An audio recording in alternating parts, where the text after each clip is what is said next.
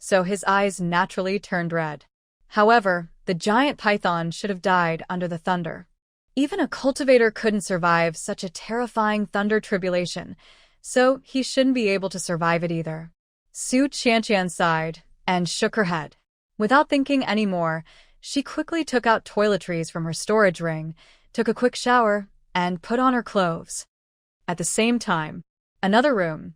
Neon Tian, who was sitting cross-legged on the bed, slowly opened his eyes. But at this moment his eyes were one red and one black. The black eyes were still cold and emotionless, while the red eyes were filled with an uncontrollable scarlet aura. Closed his eyes tightly and exhaled slowly, as if trying to convince himself. I'm just looking for snake skin. But faint blue-black scales kept appearing on his right cheek. The snakes are moved. They will involuntarily reveal their true form. The moon is bright in the sky, and the evening breeze is blowing. Su Qianqian sat leisurely by the window, enjoying the cool night breeze and wiping her hair with a soft handkerchief. When her hair was almost dry, she casually placed the soft handkerchief on the wooden cabinet beside the bed and then took out the boundary stone from her collar. With her fingers twice. It seemed that she had not gone into the realm stone for a long time. She didn't know what happened to the seeds she planted last time. With a thought, Su Qianqian disappeared from the spot. As soon as she entered the space, she was greeted by the fragrance of fruits and vegetables, and Su Qianqian couldn't help but be stunned. When I turned around, I saw that all the seeds that I had sown had grown together, densely packed with tomatoes, potatoes, corn, eggplants, pumpkins, peppers. All hanging on the branches, full, plump, and big. Su Qianqian couldn't help but widen her eyes in surprise. It had only been a few days, and yet everything had matured. Moreover, these crops need different seasons to grow, but they can mature at the same time and in the same place. It is truly a paradise created by ancient immortals. Su Qianqian shook her head and sighed, picked a tomato, wiped it clean on her clothes, then put it in her mouth and took a bite. Instantly, juice flowed out, and the sour and sweet taste filled her mouth. It tastes really good. I'll pick a few and teach Shifang how to stew potatoes and tomatoes with meat, or eggplant, potatoes, and green beans tomorrow. She's tired of eating grilled fish and meat every day these days, so it's a good time to change her taste. Do it as soon as you think of it. Su Qianqian patted the tomato juice on her hands and started picking vegetables, fruits, and melons on the ground. Pick a few radishes to make soup, break off a few corns to make tortillas, pick a few pumpkins to make pumpkin porridge, and dig a few yams.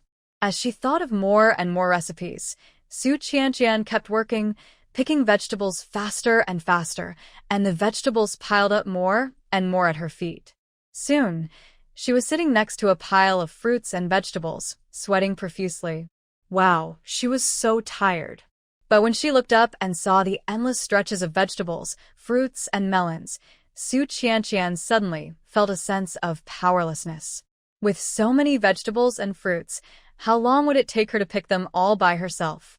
She hadn't thought too much about it at first, and she scattered almost all the seeds she had bought from the modern plain merchant. Who knew that all of them would grow? Even though the number is small, it has now spread across large areas. Not only can she not eat them all by herself, she can't even pick them all. Su Qianqian subconsciously touched the boundary stone hanging around her neck. Why couldn't she control the space and harvest crops by herself like in the novels? She saw that many spiritual fields had this function. Although her realm stone space sounds more advanced than the general spirit field space, many of its functions cannot be used due to its incompleteness. Alas, I don't know if I'll be lucky enough to find the last fragment of the realm stone. Su Qianqian sighed, rested for a while, and continued to pick fruits and vegetables. However, she couldn't help thinking in her heart. She didn't know if outsiders besides herself could enter the space. If she could get in, she would have to recruit a few laborers to help her with the work. Next time she has time, she'll have to find someone she trusts to try it out. The next day, as soon as the sun rose, Su Qianqian walked out of the house. She thought she had gotten up early, but she didn't expect that everyone in the tribe got up even earlier. They gathered in groups of 3 or 4 under the eaves to work before dawn. They did not become complacent or lazy because of their stable and comfortable life. On the contrary, they became more hardworking. Everyone had their own duties and would take the initiative to find work to do. Everyone gathered together. Some were using bone pieces to scrape animal hides, some were kneading tendons, and some were smoking meat. In the tribe, not long ago, before Hu Yang and Lang Yan left, they hunted a lot of prey for the tribe, but most of them were not eaten. In addition, the weather was hot, and the meat was easy to spoil, so Su Qianqian taught everyone how to smoke meat. First, the meat is cut into strips or slices, marinated with salt and various spices such as pepper, star anise, cinnamon, etc. Then the marinated meat is strung with a rope made of animal skins and hung in a ventilated place to dry to remove moisture, and finally the meat is smoked over a fire and cooled for storage. The bacon jerky made in this way not only has a long shelf life, but also tastes delicious. Su Qianqian had only taught it once, but at a glance, everyone had already mastered the skill of smoking meat and did it very well. In the past, people made dried meat in order to extend the storage life of food, but they basically put it in the sun to dry out the moisture inside. However, the dried meat made in that way was not only dry, but also very unpalatable. Especially for underage cubs, it is difficult to digest if they eat too much, and they need to drink a lot of water before they can swallow it. But in the hot season when there is water shortage, where can we find so much water to drink? Now Su Qianqian taught them how to smoke jerky. The jerky made was not only delicious, but even the cubs liked to eat it, so everyone worked hard to make it. Su Qianqian walked over. Everyone saw her coming. They greeted her. "Chief Su, wake up." "Chief Su, how did you come up with this house?" "It's amazing. It was the first time I slept so comfortably last night." Yes, this is the first time I have slept so soundly. This house is much more comfortable than the cave I lived in before. The cave I lived in before was stuffy and hot, and there was no ventilation. I couldn't sleep all night because it was too hot. But in this wooden house, I can actually feel the cool breeze when I sleep at night. It's so comfortable. After everyone stayed there for one night, they couldn't help but get together to discuss their feelings. Su Qianqian smiled and said nothing. Although living in a cave is safe, it is certainly not as comfortable as living in a house. Otherwise, after thousands of years of historical development, except for the residents of primitive society who lived in caves, after the development of human society, everyone lived in self-built houses.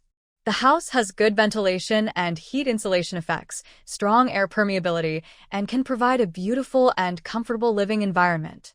Nowadays, the admiration that the people of the 10,000 Beasts tribe have for Su Qianqian can no longer be described in words. Not only does he possess powerful supernatural powers, he also knows everything and can do everything. He is simply a messenger sent by a divine beast to save these slaves. A group of people were talking excitedly, and on the other side, Shi Yuan was running towards this side with a few orcs. "Sumo, we found the straw you wanted."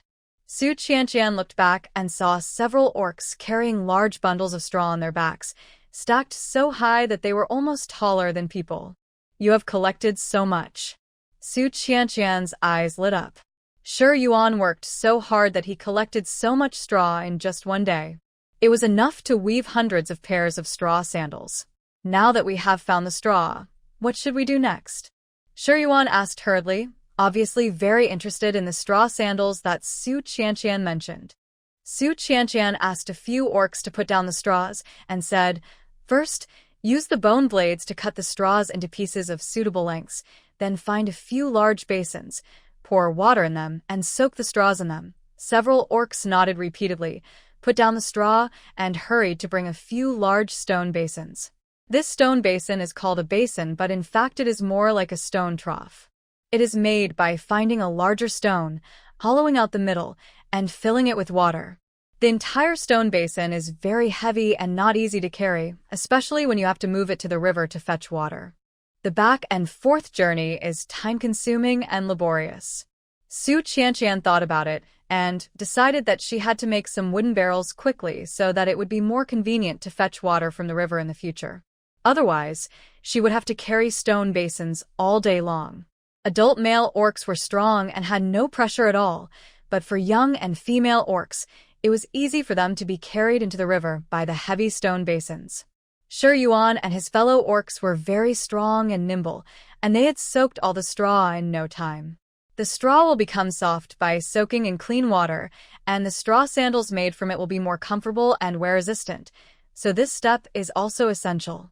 While waiting, Su Qianqian asked the orcs for a series of tools including bone needles, tendon threads, bone nails, and straw sandal targets. When the time was almost up, Su Qianqian arranged for the orcs to take out the straw to dry.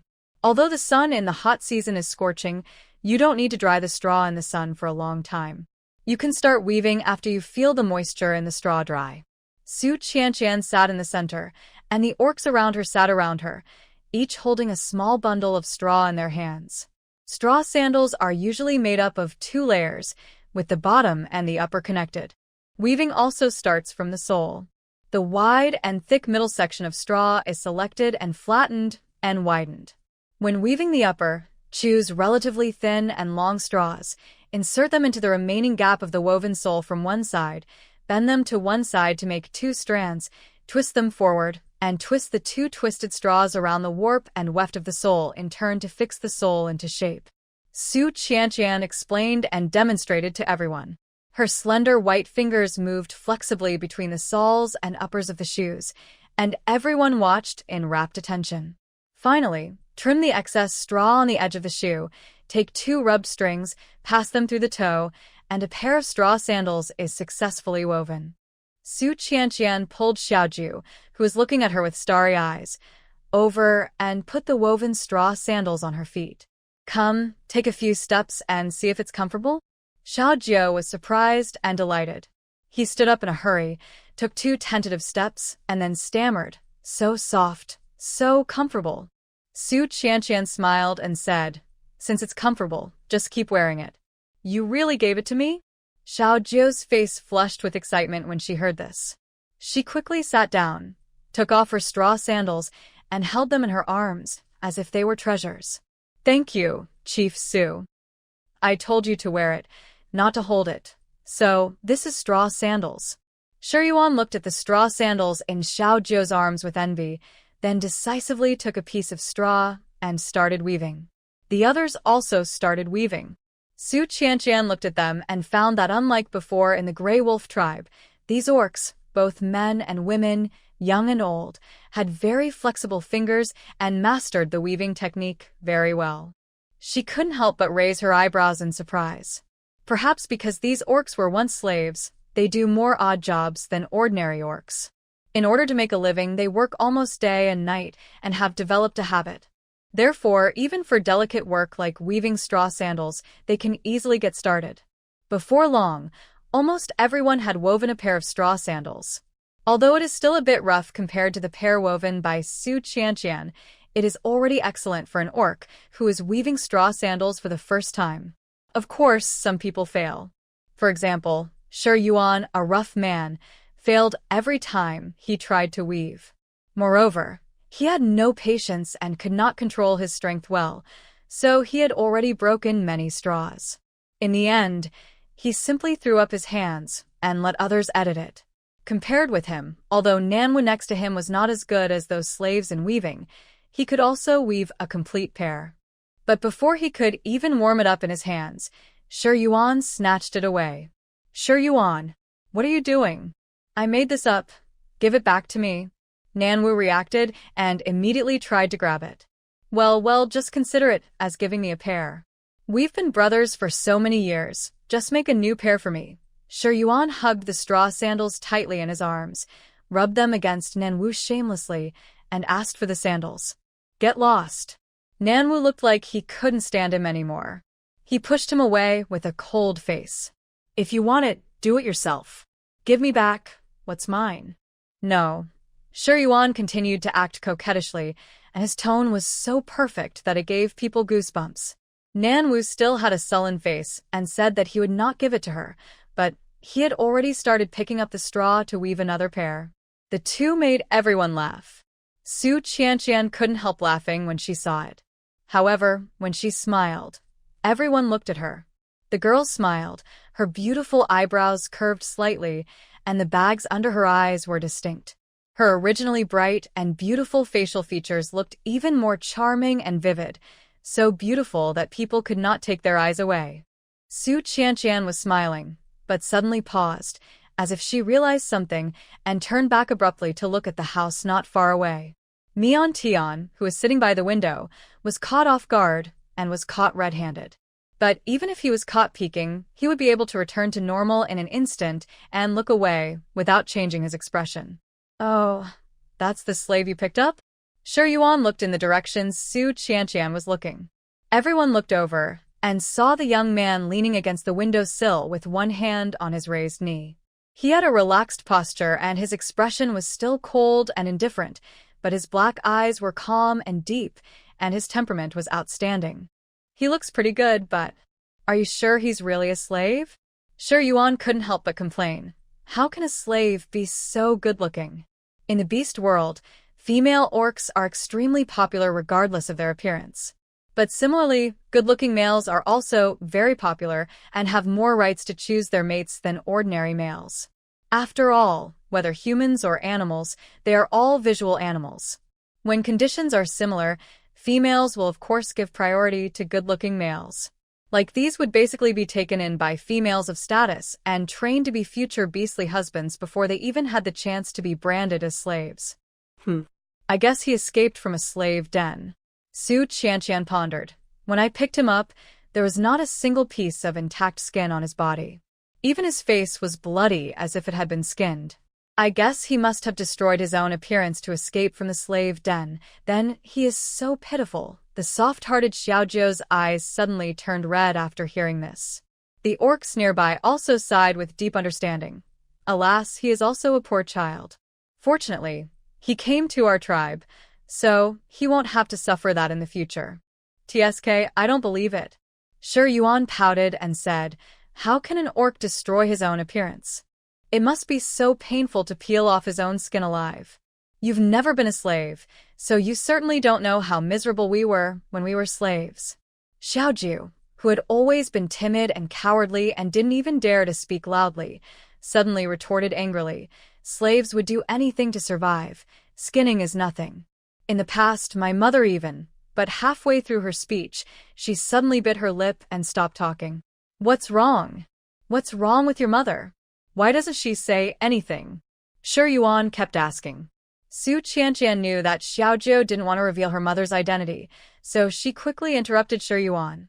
Shi Yuan, go get the deerskin that everyone tanned earlier. I need it. Oh, okay. Shi Yuan had a confused look on his face and obediently got up to go to the next room to get the animal skins. As soon as he left, Xiaozhou's nervous expression relaxed. Seeing this, Su Qianqian patted her shoulder, glanced at the house where Mian Tian was and said, Okay, Xiaozhou, don't be angry with Shi Yuan. I'll go call Mian Tian out to play with everyone. After that, she stood up and walked towards Mian Tian's house. In the house, as soon as Su Qianqian pushed open the door and went in, she saw Mian Tian, who had been leaning against the window gazing at the scenery outside, had already sat back on the bed. He was wearing a fur mattress, with his back to the door and his head lowered. He sat there looking lonely and helpless, completely different from the calm and leisurely look he had just had when he was sitting by the window. Su Qianqian sighed and said, I think the wound on your face has almost healed. Why don't you get out of bed and walk around outside to meet everyone? Yeah. Don't want a cold and indifferent rejection. If you stay in the house all the time, you'll get moldy. Su Qianqian reached out and pulled the animal skin blanket on him and said in a gentle tone of coaxing a child, Be good, be obedient. After hearing the last 3 words, the boy swallowed back the words of refusal he was about to say and got out of bed in silence. However, as soon as he stood still, Su Qianqian's gaze suddenly stopped. Wait a minute. She walked forward, looked Mian Tian up and down for a long time, and asked doubtfully, Strange, why do I feel? You seem to have grown up a lot? Hearing this, Mian Tian froze in place, as if someone was strangling him. Su Qianqian seemed to be unconvinced. She pulled Mian Tian to compare him for a long time. He had indeed grown a lot taller, and even his shoulders had become wider, which made the shoulder line of the clothes very tight. It's really strange. Do all the beastmen children grow up so fast nowadays? Su Qianqian muttered, reaching for the storage ring. Wait a moment, I'll find another beastman's coat. Seeing that Su Qianqian didn't doubt anything, Mian Tian's nervous expression eased a little, and he lowered his eyes to look at his palm. He clenched his 5 fingers slightly, and his strength seemed to have recovered a little. It is much faster than expected. Why is that? Su Qianqian searched for a long time and finally found a set of suitable clothes for Miantian to change into.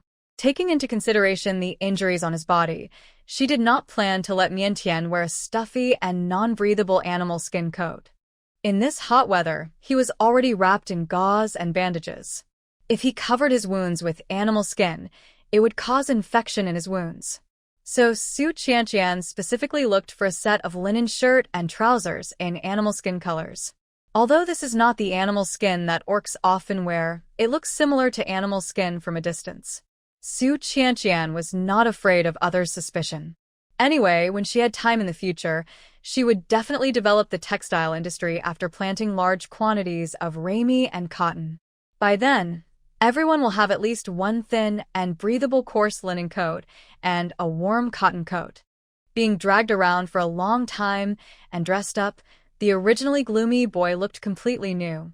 He stood tall and slender, coldly standing there like a polished jade, so beautiful that he was almost enchanting. Su Qianqian looked at it and nodded with satisfaction. It must be said that what Shi Yuan said was very right. Mian Tian was so handsome, and his eyebrows, eyes, and facial features were the most beautiful she had ever seen. Even though the youthfulness on his face had not yet fully developed, he would definitely be a stunningly handsome man when he grew up.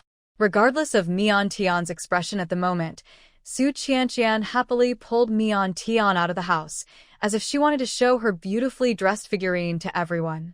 Wow, Brother Xiaomian is so handsome. Facing Mian Tian standing in front of everyone, Xiao Jiu was the first to praise him. Hearing the voice, Mian Tian looked towards her, but his gaze fell directly on the straw sandals in her arms, and his eyes darkened almost invisibly. Xiao Jiu, who originally had a smile on his face, couldn't help but shudder. He quickly hugged the straw sandals in his arms and hid behind Su Qianqian. I don't know why, but this person's eyes seemed to want to snatch the straw sandals that Sister Qianqian gave her. That won't do. This is her most precious thing. Looking at Xiao Jiu's inexplicable behavior, Su Qianqian tilted her head in surprise. Doesn't this child like Miantian very much? Why did Miantian scare her with just one look? However, when Su Qianqian looked up in confusion, Mian Tian quickly looked away. His black eyes were calm and expressionless. It's strange, Miantian doesn't look fierce at all. Su Qianqian shook her head helplessly. At this moment, Shi Yuan also ran over with a large roll of deerskin. Simo, I brought the deerskin you wanted. What do you want to do? You'll know soon.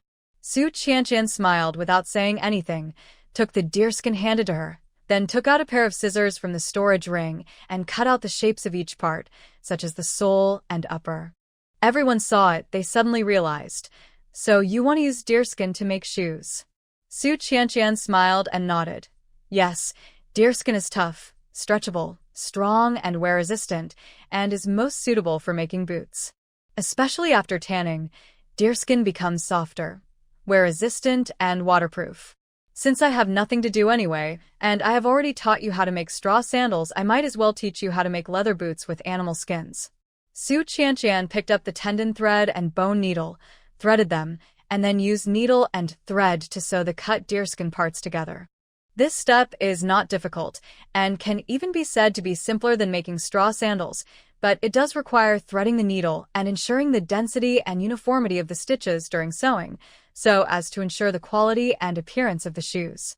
Soon, a pair of deerskin boots was completed by Su Qianqian. All that's left is to add shoelaces and insoles, both of which are readily available in the tribe. The laces are replaced with rubbed tendon threads, and the insoles are made of ready-made leather, which is not only soft and comfortable but also wear-resistant. As soon as the pair of deerskin boots was made, Shi Yuan's eyes were almost instantly glued to them. Oh my god! These deerskin boots are so beautiful!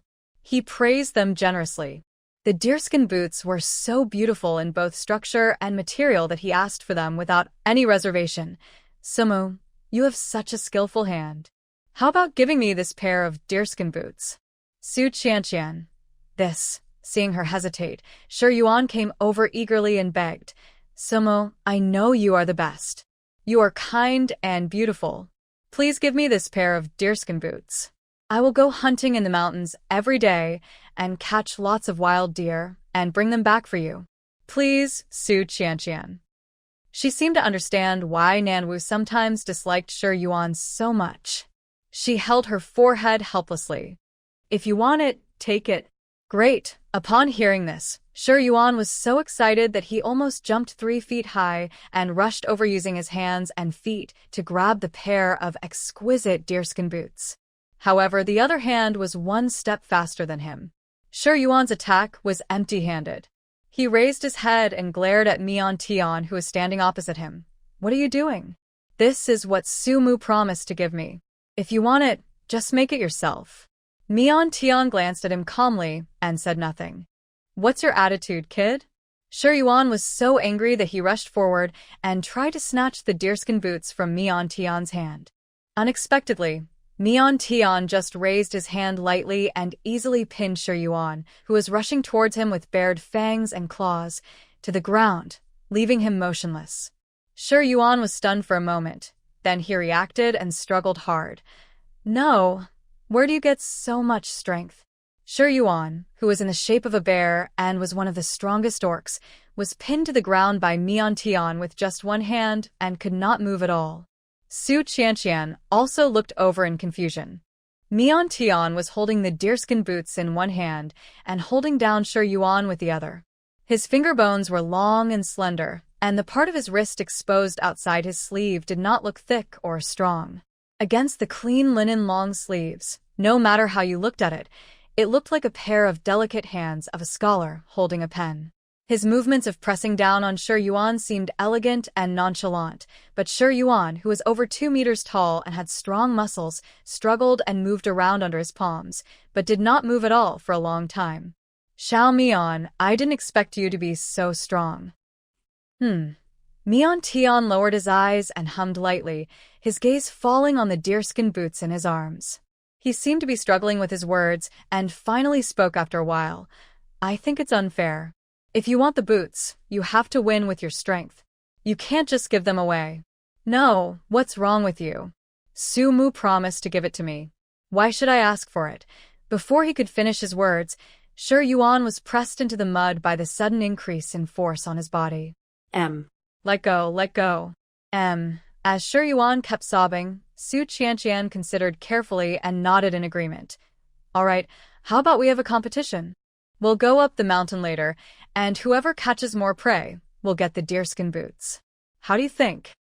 Okay. Mian Tian let go of his hand contentedly. You brat. Shi Yuan, who had a mouthful of mud on his face, raised his head and glared at Mian Tian in front of him angrily. Just wait. I'm sure to win.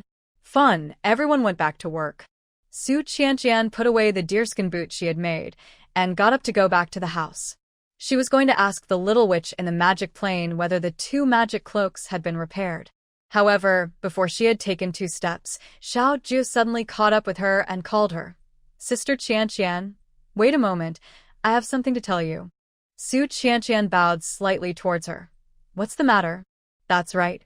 Xiao Ju gently tugged at Su Qianqian's sleeve, pointed at Mian Tian, who was not far away, and said in a voice that only the 2 of them could hear. Sister Qianqian, I feel that the aura on him is similar to that of my mother. Su Qianqian was stunned when she heard this.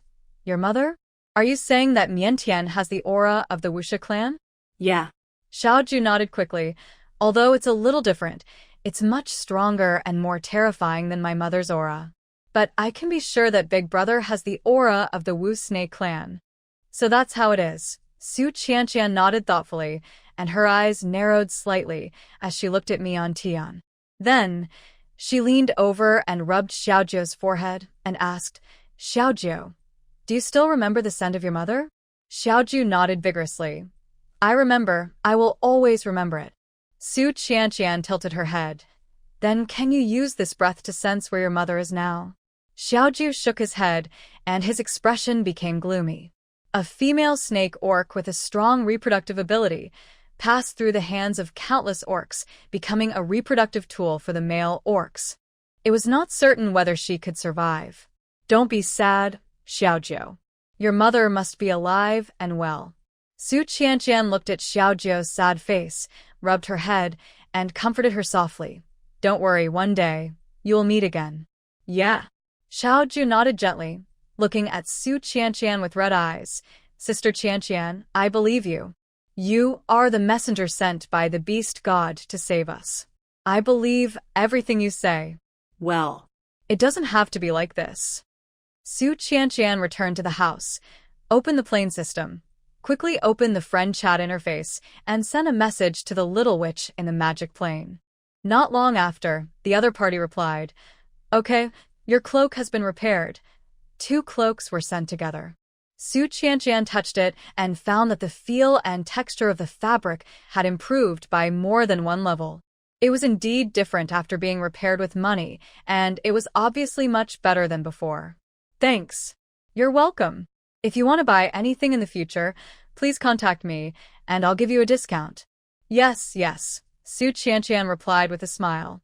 Although I don't want to buy any products from the magic plane for the time being, maybe they will be available in the future, so it is still necessary to maintain good relations. Su Qianqian put away the 2 cloaks and went out. Not far away, Shi Yuan and his companions had been waiting early. It seemed that in order to win the competition, he also pulled a few young and strong orcs together. Even Nan Wu, who usually didn't like fighting, was pulled along by him. It looks like everyone is ready. Su Qianqian glanced over and saw that except for Mian Tian, who was standing quietly in the corner, everyone else was holding a very sharp stone spear in their hands. Do you need a weapon? Su Qianqian asked Mian Tian. Mian Tian glanced at the spear in Shi Yuan's hand and shook his head calmly. No need. Don't be so self-righteous, kid. Shi Yuan couldn't help but get angry when he saw his nonchalant look. Look at your small body. Don't cry when you get chased by wild beasts in the mountains. Listening to Shi Yuan's sarcastic voice, Mian Tian didn't even give him a look. Shi Yuan was so angry that he wanted to say a few more words, but Su Qianqian stopped him. All right, it's getting late. Let's go up the mountain quickly. She led the orcs up the mountain first. Shi Yuan waved his fist at Mian Tian's back and was about to follow him when Shi Fong suddenly jumped out from the corner, pulled him aside and warned him. Be careful when you go up the mountain this time. Don't worry. No matter how weak I am still an orc with 2 beast patterns. As long as no powerful beast appears, these little wild animals on the mountain are just food for us. Facing Shi Fong's concern, Shi Yuan waved his hand fearlessly. I'm telling you to be careful of that. Mian Tian. Huh? Why? What's there to be careful about with that little body? Shi Fong frowned. I don't know why, but I always feel that this Mian Tian is not that simple. Anyway, keep an eye on him when you are on the mountain. Shi Yuan scratched his head. Is that so?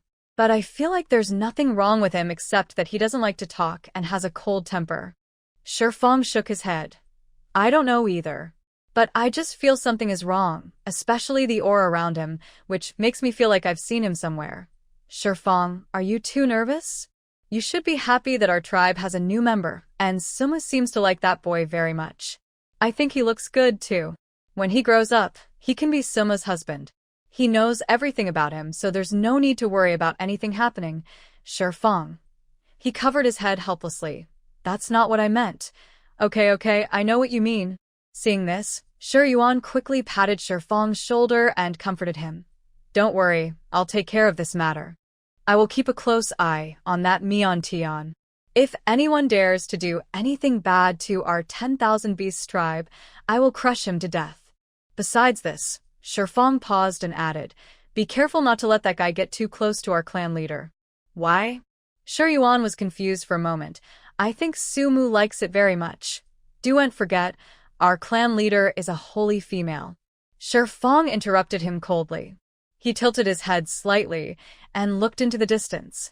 His eyes happened to fall on Mian Tian, who was next to Su Qianqian. His eyes were full of scrutiny and vigilance. At the sacrificial ceremony, her identity as a holy female was made known to everyone. Although nothing has happened on the surface now, it is inevitable that someone has already started to attack her in secret. Shi Yuan couldn't help but frown when he heard this. "Are you suspecting that Mian Tian? But he's still a child. It shouldn't be possible. What if?" Shermian took a deep breath. "What if he is pretending to be me?" After a pause, he added, "Don't forget that the Great Witch of North City has the ability to change his appearance at will. He is definitely not the only orc in the Beast World continent who has this ability." After hearing what Shi Fang said, Shi Yuan's face gradually showed a trace of caution. "You are right. This kid's words and actions are too unlike a child. Don't worry, I will keep a close eye on him." Seeing that Shi Yuan was already attentive, Shi Fang nodded in satisfaction and said, "But you also have to pay attention to safety." "Good." After saying goodbye to Shi Fang, Shi Yuan quickly caught up with Su Qianqian and the others. But he did not follow the crowd quietly, but walked straight through the crowd, cut in sideways, and directly pushed aside Mian Tian, who was beside Su Qianqian, and took the seat next to Su Qianqian. "Hey, Sumo, don't you think it's a bit chilly today?" Shi Yuan quickly changed the subject after noticing Mian Tian's gloomy face. "Is it cold?" "I don't feel cold." Su Qianqian subconsciously looked up at the sky above her head when she heard that. The sky was bright and blue in the afternoon. Although it was not as hot and humid as before, the scorching sun still made people feel very hot. Yes. Shi Yuan touched his nose and glanced at Miantian, who was constantly getting cold air next to him. "But why do I feel like there is always a cold air rising at my back?" "What are you talking about?" Su Qianqian tilted her head to look at him, and just caught a glimpse of Mian Tianwei's eyes before she could take them back. They were dark and cold, making people shudder at just one glance. Su Qianqian suspected that she had seen it wrong, because Miantian changed into his original cold and indifferent appearance in the next second, so fast that people couldn't react. When she looked over, his expressionless face, there was even a bit of innocent and well-behaved look on it. This. At this moment, Su Qianqian felt it was ridiculous. How could someone's expression change faster than turning pages of a book? The group hurried and finally arrived at the mountain. Su Qianqian glanced around. This deep mountain and dense forest seemed to be unaffected by the hot weather outside. The tall ancient trees were still covered with green shade. The woods were shady and misty, and the strange smell of resin and earth lingered. "Everyone, be careful. There are a lot of wild animals in this area." Nan Wu pointed to the grass not far away and reminded everyone. Su Qianqian looked in that direction and saw the grass covered with dead branches and leaves and full of footprints of wild animals. Some of the footprints were very large, nearly half a meter long. It was hard to imagine how huge the body was. The group had not gone far when they encountered two wild beasts that looked like fanged porcupines blocking their way. The body of the fanged porcupine was as thick as a hill, and its fangs burst out from both sides of its mouth. They were thick, sharp, and pointed, and looked very scary. "Stand back and let me do it." Shi Yuanshou took the brunt of the attack and rushed forward, transforming into a brown bear. A fanged porcupine was immediately knocked dozens of meters away by Shi Yuan's brute force. The other fanged porcupine scratched its hooves uneasily, as if realizing that Shi Yuan was a tough guy. It turned around and rushed towards Su Qianqian, the thin female. This beast is quite smart. It only targets those who look easy to bully. However, it may be miscalculating. Just as Su Qianqian was about to launch the ice cone in her hand, a ball of faint flames suddenly flew out from her side and hit the fanged porcupine that was rushing towards her. In an instant, everyone heard a shrill scream that echoed throughout the entire forest, and the next thing they knew was that the strong and tall-fanged porcupine that was as big as a hill was covered in dark blue flames. It howled in pain and rolled and thrashed on the ground, as if trying to put out the flames burning on its body. But it was obvious that this flame was not an ordinary flame. It glowed with a faint blue light, like a maggot on the tarsal bone. No matter how hard you fluttered, you couldn't put it out. It only burned more and more fiercely. The terrifying high temperature emitted from the blue flames was so high that everyone could feel it even from a distance, as if they were being roasted to pieces. It's so hot. Why is the fire so hot? Everyone wiped the sweat from their foreheads and quickly stepped back. Mian Tianyu, you actually have superpowers? Su Qianqian was obviously more interested in the blue flame than the heat. What kind of superpower do you have? Is it fire-related? It doesn't look like it. Normal flames should be red, but the blue flames released by Mian Tian are a bit like Will-o'-the-Wisp or the legendary Hellfire. I don't know either. Facing Su Qianqian's question, Mian Tian shook his head and said calmly, "Since I awakened my superpowers, this flame has been like this." Upon hearing this, Su Qianqian subconsciously looked at the back of Mian Tian's neck. There was no animal mark on the boy's cold white skin. What's going on? Isn't it said that after an orc awakens his superpower, beast patterns will grow on the back of his neck? The number of beast patterns represents the level of his superpower. But why is there no Mian Tian? She changed the dressing for Mian Tian. She did not see any marks of animal patterns anywhere else on his body. Could it be that it's hidden? Thinking of this, Su Qianqian's eyes darkened. She had heard from Jillian before that generally only orcs with strength above level 7 were able to hide the beast patterns on their bodies.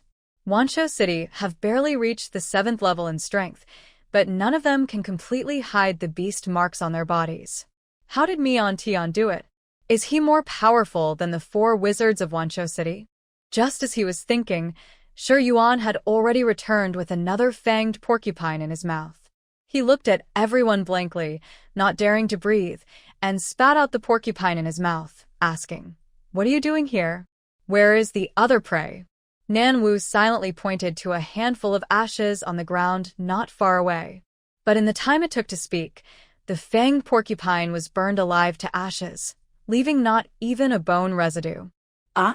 Shi Yuan turned around in surprise, still not understanding. What is this pile of ash? Su Qianqian coughed lightly, walked forward, and looked at the fanged porcupine that Shi Yuan brought back. It had been bitten to death, so she waved her hand unceremoniously and put it into her storage ring, saying, "Shi Yuan wins this round. Xiao Mian, although your fire is very strong, the purpose of our trip to the mountain is to hunt. You burned the prey, so you lose." Facing Su Qianqian's judgment, Mian Tian did not say anything, but just glanced at the ashes on the ground, then nodded and said, "I understand. I will leave the body intact next time." Well, if possible, you can also leave some alive. Su Qianqian said carefully, "For example, we can capture some wild deer or wild goats and bring them back to the tribe to raise." Why should we raise these wild beasts? Shi Yuan was very puzzled by Su Qianqian's suggestion.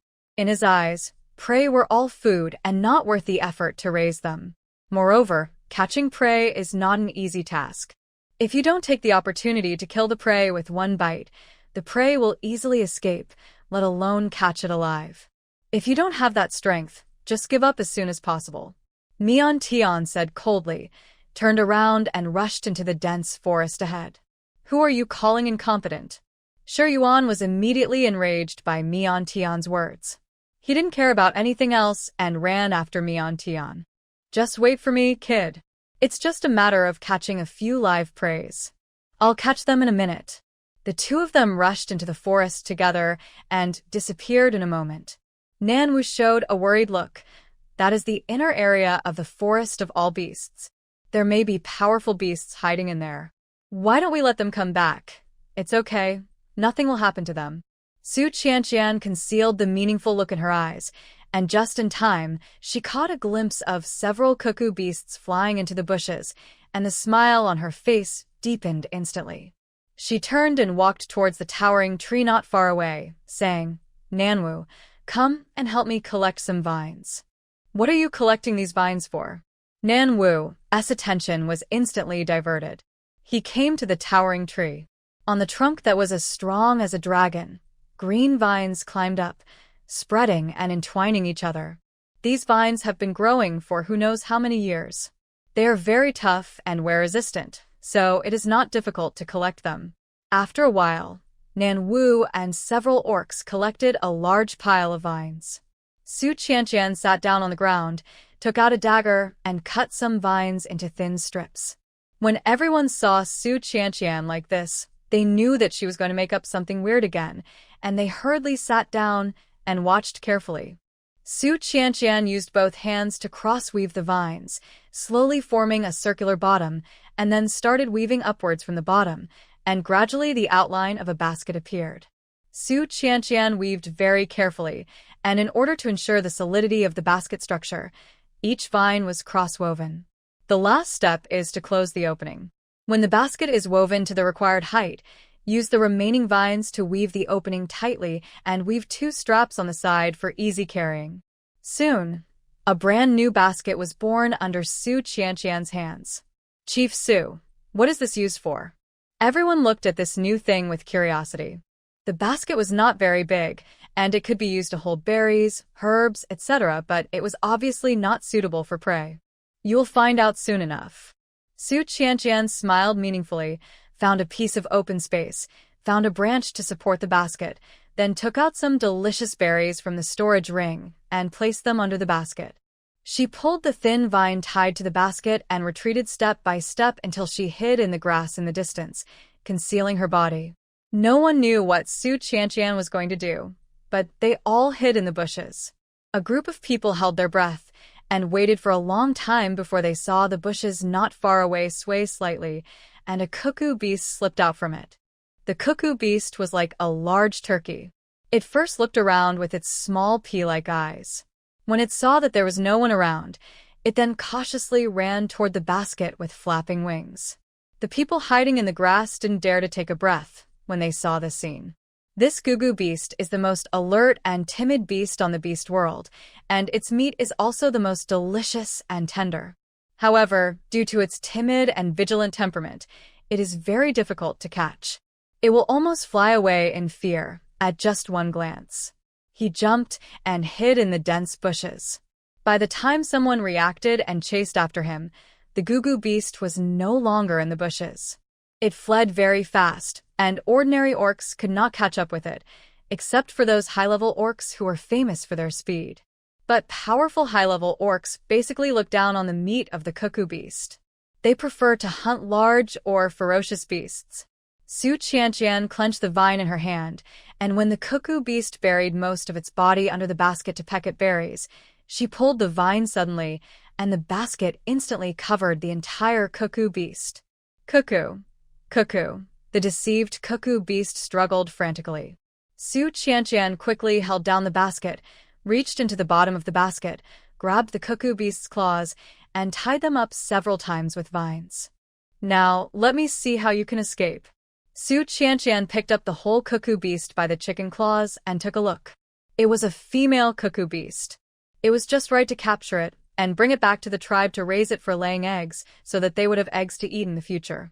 Everyone looked at the cuckoo beast, which was flapping its wings and struggling under Su Qianqian's hands, with admiration in their eyes. It was amazing that it caught the most difficult prey in the beast world without any effort. They turned their attention to the basket again.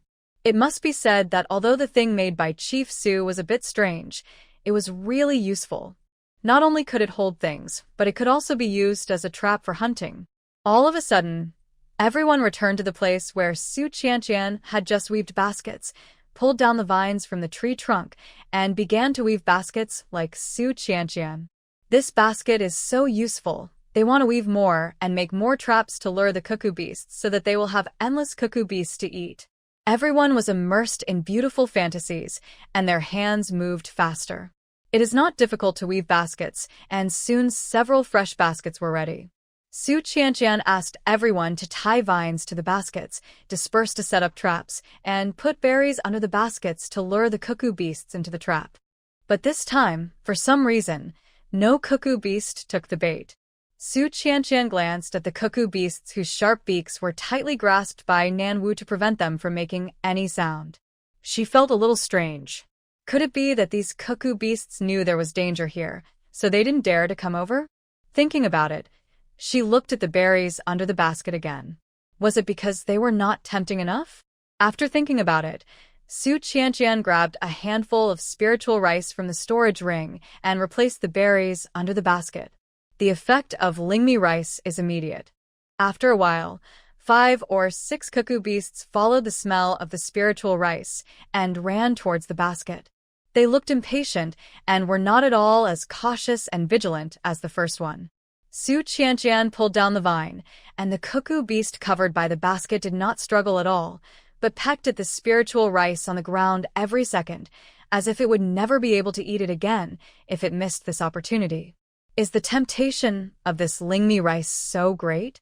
Su Qianqian tied up the captured cuckoo beast with a wry smile. When she turned around, she saw everyone coming over with cuckoo beasts in their hands. After replacing the berries with spiritual rice, the cuckoo beasts were very easy to bait and almost no one failed. But think about it. Lingmi rice is a spiritual creature from the world of immortals, containing the spiritual energy of heaven and earth. It has an almost fatal attraction not only to humans, but also to animals or monsters. In the natural animal world where only the fittest survive, as long as the temptation is great enough, animals will flock to it even if they know there is danger ahead. Su Qianqian took out a few handfuls of spiritual rice to set a trap. Anyway, there was plenty of spiritual rice in her space, so much that it filled several small hills, and she couldn't eat it all by herself. However, when I have time later, I can pick some spiritual rice to make seeds and see if I can plant some in the realm origin stone space. He was thinking. 5 or 6 more cuckoo beasts followed the scent of the spiritual rice and dived into the trap. Never thought that catching the cuckoo beast would become such an easy thing. They danced with joy. At the same time, on the other side, Shi Yuan, who had transformed into a complete brown bear, chased and pounced on a circle of prey. With his unremitting efforts, he finally captured several half-dead prey. Although these prey are not dead, they are still dying and should not meet the standards set by Su Qianqian. Shi Yuan was very discouraged, but then he thought about it. He caught so many prey at once. Mian Tian probably couldn't even catch up with the prey, haha. He was thinking proudly, but when he turned around, he saw Mian Tian flashing past like a ghost, and a long-haired sheep with curly horns was caught by him easily. Shi Yuan was completely shocked. What kind of speed was this? Even the lightning cheetah, which is famous for its speed in the beast world, does not move so fast. He being blinded? Shook his head vigorously, and when he looked again carefully, another elk fell into Mian Tian's hands. Mian Tian seemed to know the movement trajectory of his prey very well. He stared at a certain prey, and his figure flashed as if he could teleport, and he appeared in front of the prey the next second. The prey was caught by Mian Tian before it could even react. Shi Yuan swallowed his saliva. At this moment, he finally realized what Shifang had told him. This kid is really not simple. He didn't even use any special powers. He just relied on his incredible speed to catch these preys alive. The kind that is full of life. He's definitely going to lose this time. Shi Yuan stamped his feet angrily. Just then, Su Qianqian led a few orcs into the forest and waved at them from a distance. Shi Yuan, Xiao Mian, it's almost time. We should go down the mountain. Shi Yuan looked at the half-dead prey on the ground, then looked at the live prey caught by Mian Tian, and suddenly became furious. He turned to Su Qianqian and said, "No. I haven't caught any live prey yet, and the game is not over yet." After saying that, he turned around and ran deeper into the woods. Nan Wu couldn't call him even if he wanted to. This guy is getting excited again. Nan Wu shook his head helplessly and asked people to carry the prey captured by Shi Yuan down the mountain. A lot of prey was captured this time. In addition to the dozens of cuckoo beasts, there were also many live prey. Su Qianqian's storage ring cannot hold living things, so everyone can only carry back a part of it first, and then call more orcs from the tribe to help carry the prey. You take these prey down the mountain first. I'll wait for Shi Yuan here. These orcs are ordinary orcs without special powers. This deep forest is still too dangerous for them. It is better to let them go down the mountain while it is still safe. The orcs nodded when they heard this. They obviously knew their own strengths and weaknesses. If a few ferocious beasts suddenly jumped out of the forest, they would only become a burden. It would be better for them to leave quickly. After seeing the orcs carrying the half-dead prey down the mountain nimbly, Su Qianqian walked towards Mian Tian. At this moment, there was a big circle of fire behind Mian, which was filled with the prey he had captured. Wild deer and cully-horned long-haired sheep were the most numerous. It was obvious that this guy had completely remembered what she had said before and was specifically targeting these two kinds of wild animals. I don't know how he caught them, but all the wild animals were alive and none of them were injured. In order to prevent them from escaping, Mian Tian even drew a circle of fire and trapped them inside. The fire circle glowed with a faint blue light, and the scorching and terrifying high temperature made the prey dare not get close at all, and they all stayed in the fire circle in fear. Su Qianqian took out a few ropes from her storage ring and gestured to the prey in the fire circle. "Xiao Mian, put out the fire first. I'll tie them up and take them down the mountain later." Mian Tian nodded, then moved his fingers slightly, and the faint blue fire burning on the fire circle suddenly disappeared. A wild deer saw the fire circle disappear and tried to escape. However, as soon as it stepped out of the fire circle, a ball of faint blue fire fell on it. A few shrill screams, the wild deer was burned to ashes. Mian Tian retracted the flame from his fingertips and raised his eyebrows slightly at the prey inside. "If you want to escape, this is the fate it will suffer." Calm tone was full of deterrence. The prey in the circle were so frightened that their legs went limp. They knelt on the ground trembling, allowing Su Qianqian to put ropes around their necks. These beasts are not as intelligent as the ferocious beasts, but their instinct for survival and fear of Mian Tian make them completely unable to resist. Su Qianqian tied up the dozen or so prey with ropes in just 2 or 3 moves. Just as she was about to find a place to tie the other end of the rope, the ground suddenly shook violently. A roar that sounded like a wild beast came from a distance, making people shudder and tremble all over. In the originally peaceful forest, as if some terrifying creature in the forest had been startled. The birds fled in all directions. Even the wild deer and cully-horned long-haired sheep let out uneasy growls and pulled at the ropes around their necks, trying to escape. Su Qianqian's face suddenly became solemn when she saw this scene. There must be some terrifying and ferocious beast appearing in this deep forest. She quickly tied the rope that was tied to the wild animal to a dead tree stump and wanted to go find Shiyuan. At this moment, Shiyuan's howling was heard in the forest. "Help me, Sumu, save me dash." Su Qianqian's expression froze when she heard this, and she immediately said, "Xiaomi, wait here, I'll go find Shiyuan." Throwing these words aside, she quickly ran towards the direction where the sound came from.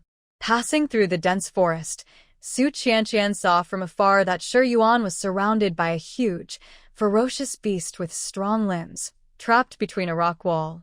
The beast was extremely huge, almost as tall and strong as half a mountain. "Oh my god, how did you provoke such a big guy?"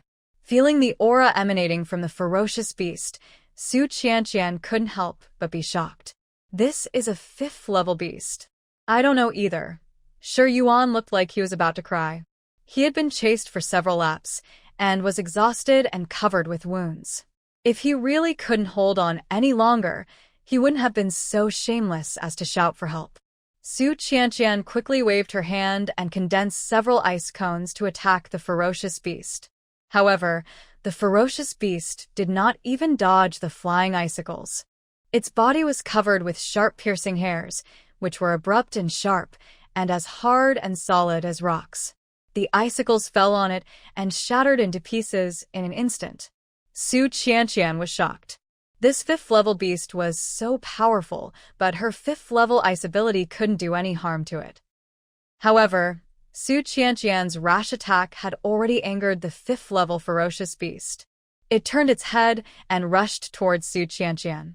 Su Qianqian's pupils shrank, and she stepped back suddenly to avoid it.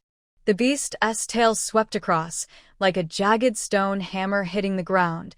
Countless pieces of gravel flew out, and a deep pit was left on the ground. Su Qianqian couldn't help but swallow her saliva. This fifth-level beast was so powerful. Sumo, run away. Shi Yuan saw that Su Qianqian was having trouble dealing with the beast, so he waved his hands desperately to attract the beast's attention. You ugly bastard, weren't you chasing me just now? Why aren't you chasing me now? I'm standing right here, come on. But no matter how he shouted, the ferocious beast didn't even look at him, and its eyes were fixed on Su Qianqian in front of it. Seeing this, Su Qianqian decisively took out the particle ray gun and pulled the trigger at the ferocious beast in front of her. With a swoosh, the moment the particle beam was emitted, the ferocious beast actually sensed the danger in advance and dodged it very sensitively. After missing the first shot, Su Qianqian aimed again and pulled the trigger quickly and fiercely. Swoosh, swoosh, swoosh. 3 consecutive particle beams were fired, but the beast dodged them all. It moves so fast that it can shuttle between rock cracks and mountain shadows, making it difficult to capture its whereabouts. Su Qianqian wanted to aim again, but the beast seemed to have realized the disadvantages of the particle ray gun. It slammed its tail hard on the rock wall and picked up the flying debris and threw it towards Su Qianqian. Seeing this, Su Qianqian could only temporarily put down the pistol and step back to avoid it. This fifth-level beast is indeed not easy to deal with. It possesses intelligence comparable to that of an orc. It will not stand there stupidly waiting to be shot. Moreover, it knows how to use external objects to interfere with her aiming line of sight. It is really smart. The particle ray gun is fired more than 5 times in a row. It will cause a huge explosion. This is a forest. Once the explosion occurs, the entire forest will be destroyed and razed to the ground. The animals living in this forest will be homeless. She doesn't want to cause such a disaster. So, she had one last shot left. Su Qianqian quickly retreated to avoid the attack of the 5th-level ferocious beast, while looking for the right opportunity to aim at the opponent. But at this moment, all the thorny hairs on the back of the 5th-level ferocious beast stood up, with the tips of the hairs shining coldly, and shot towards Su Qianqian like sharp arrows. Su Qianqian was caught off guard and quickly waved her hand to condense an ice crystal barrier to block the attack. But the thorny hair was extremely aggressive and pierced through the half-meter thick ice crystals like a hot knife through butter. Su Qianqian was forced to retreat repeatedly by the thorny hairs. Just when the 5th-level ferocious beast was about to take the opportunity to pounce, a dark blue flame suddenly swept over and directly engulfed the thorny hairs that had forced Su Qianqian to be at a loss. The scorching heat was accompanied by a burning smell. At the same time, a clear, low-pitched male voice sounded from behind. Kneel down.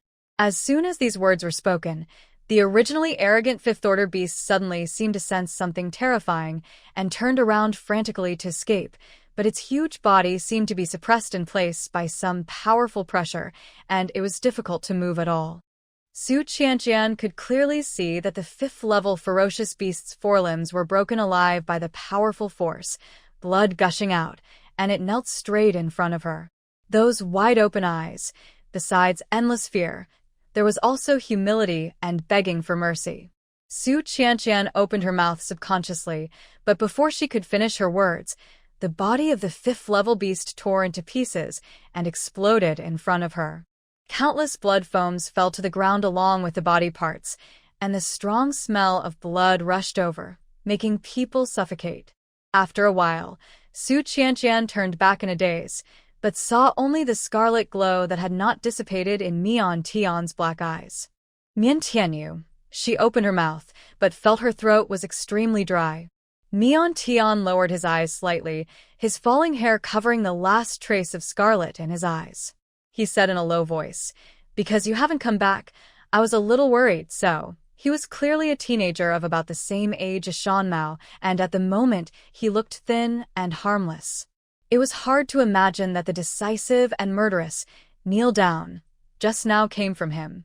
Su Qianqian was in shock, but Shi Yuan, who was standing opposite her, saw clearly everything that had just happened. He swallowed hard. His legs were so weak that he could hardly stand, so he could only hold on to the rock wall beside him with trembling hands. When Su Qianqian went down the mountain holding the 5th-level beast crystal, she was still in a trance and had not yet come to her senses. Shi Yuan followed behind silently, remaining silent for a rare time. Shi Feng, who was called to help, was holding a dozen wild deer and curly-horned long-haired sheep in his hands. He looked at Shi Yuan in surprise. Then his gaze turned to Mian Tian, who was walking at the back without saying a word. What happened to these 3 people on the mountain? Why did they suddenly become so silent? The eerie silence continued throughout the tribe. As soon as Su Qianqian came back, Shan Mao ran over happily and reported, "Chief Su, last time you asked us to soak the soap beans and oil in a container. It has been soaking for many days now. What should we do next?" Su Qianqian was stunned when she heard this, and her attention was diverted for a moment. "I'll go take a look." After saying this, she was about to leave with Shan Mao, but halfway through the walk, she seemed to remember something and turned around to instruct Shi Feng. "Shi Feng, find a place to tie up those dozen wild deer and curly-horned long-haired sheep, and then find some orcs to go to the forest and cut some wood stakes. Now that the prey has been caught, the next step is to cut some wood to make wooden fences and raise them in the tribe." "Okay, leave it to me." Shi Feng nodded, then turned around to look at Mian Tian behind him. I don't know if it's an illusion, but when Su Qianqian spoke just now, her eyes seemed to be deliberately avoiding Mian Tian. What happened between the 2 of them? After Su Qianqian followed the mountain cat without looking back, Mian Tian, who had been silent all the way, suddenly turned around and left. Shi Feng subconsciously wanted to chase after him, but was stopped by Shi Yuan, who was standing beside him. "Don't worry about this matter. Go find someone to chop wood." Shi Yuan, who was always carefree, rarely looked serious, and the weird feeling in Shi Feng's heart became more serious. But he didn't ask any more questions, but arranged the orcs to do things according to Su Qianqian's instructions. Su Qianqian followed the mountain cat to an empty house. This room is uninhabited and is used to store materials and containers for making soap. Su Qianqian first opened the lid of a container and took a look. She had previously asked Shan Mao to put the fried soap beans into the container, add an appropriate amount of oil to soak them completely, and then place them in a warm environment for several days until the soap beans and the oil were integrated. After a few days, the soap nuts and oil in the container have blended very well and can be carried out to the next step. Su Qianqian smiled and said, "Mountain Cat, call a few more friends to help." The mountain cat nodded and soon called a group of orcs. Even Xiaojiu came to watch. Su Qianqian washed her hands, then took out the soaked soap nuts and rubbed them with her hands. While demonstrating, she explained, "Rubbing like this can make the soap nuts and oil more fully mixed. When we have the conditions in the future, we can also collect some flower petals, milk, or honey and put them in. The soap made in this way will have a fragrance." As everyone listened, they nodded repeatedly and kept Su Qianqian's words in mind. Xiaojiu would occasionally interject, "Well, I know where to find honey. Brother Shi Yuan found a lot of it in the mountains before. I'm going to ask him for it now." After saying that, he ran out with his short legs. Looking at such a lively and cute Xiaojiu, Su Qianqian couldn't help but laugh. It seemed that all the things and troubles that happened on the mountain today disappeared in an instant. After laughing, Su Qianqian took out the mold that she had prepared earlier from the storage ring. She carved these molds out little by little with a dagger according to the size and shape of modern soap. She put the rubbed soap nut mixture into the mold, waited for it to slowly solidify, and then pressed it to remove air and foam. "Okay, just put these molds in the window to dry in the shade. After a few days, the soap will be completely hardened and ready to use." Everyone nodded and started to operate it. In a short while, all the soap beans soaked in the container were kneaded and pressed, put into the mold, and placed neatly at the window. During this period, Xiaojiu also asked Shi Yuan for honey. But the amount of honey was small, just enough to mix into 2 bars of soap. But even this little bit of honey made Shi Yuan feel painful for a while. When Su Qianqian and the others left the house, it was almost dusk. Nan Wu waved at them from a distance. "Chief Su, come and have dinner." Su Qianqian responded and led Shan Mao and the others over. The orcs built a fire pit in the center of the tribe, which was used specifically to store fire. In addition to using it for barbecuing and cooking, it was also used to provide lighting at night. We also eat next to the fire pit. There is a large open space reserved here, with several large stone tables placed on it. Now the stone tables are filled with delicious food. Xiao Ju smelled the fragrance in the air and ran over happily, but Shi Yuan hugged him and carried him on his shoulders. "You little devil, you asked me for so much honey today, but it hurts so much. I will punish you by not allowing you to eat today." "No, Brother Shi Yuan, it's okay if I was wrong." Xiao Ju was also a mischievous girl. She imitated his usual way of acting coquettishly, making Shi Yuan get goosebumps all over his body.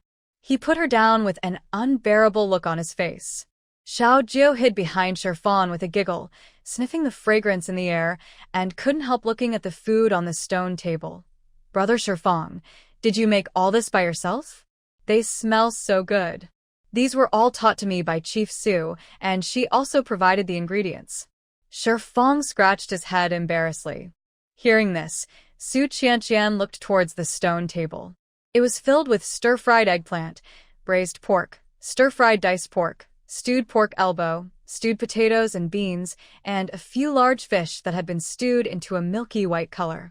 The fish soup and the meat in the fish belly were extremely tender and fresh, and the feast was so sumptuous that it felt like Chinese New Year. At the end of the stone table, there were several large pots of white rice. Su Qianqian was still not used to eating only meat without staple food, so she took out a lot of rice and flour from the space.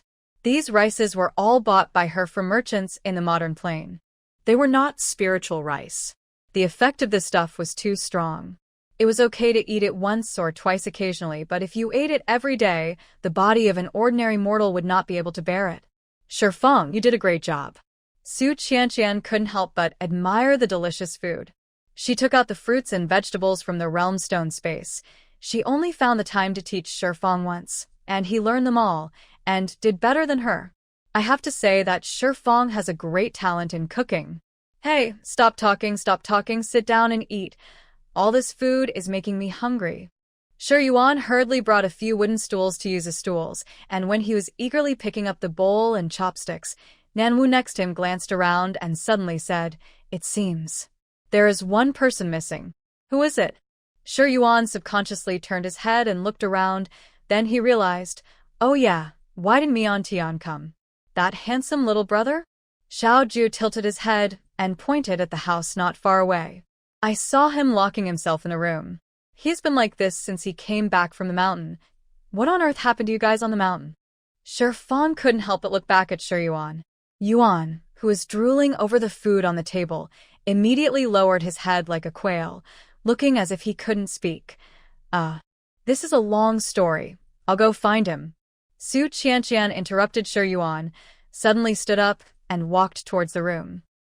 After a while, Su Qianqian stood in front of Mian Tian's door, took a deep breath, thought for 2 seconds, and then politely raised her hand and knocked. She had expected no response, as before. However, the moment she put her hand down, a young man's cold voice came from inside the room. "Come in." Su Qianqian was stunned for a moment, but still pushed the door and walked in. The light in the room was still dim, and the temperature was inexplicably low, making people feel very depressed.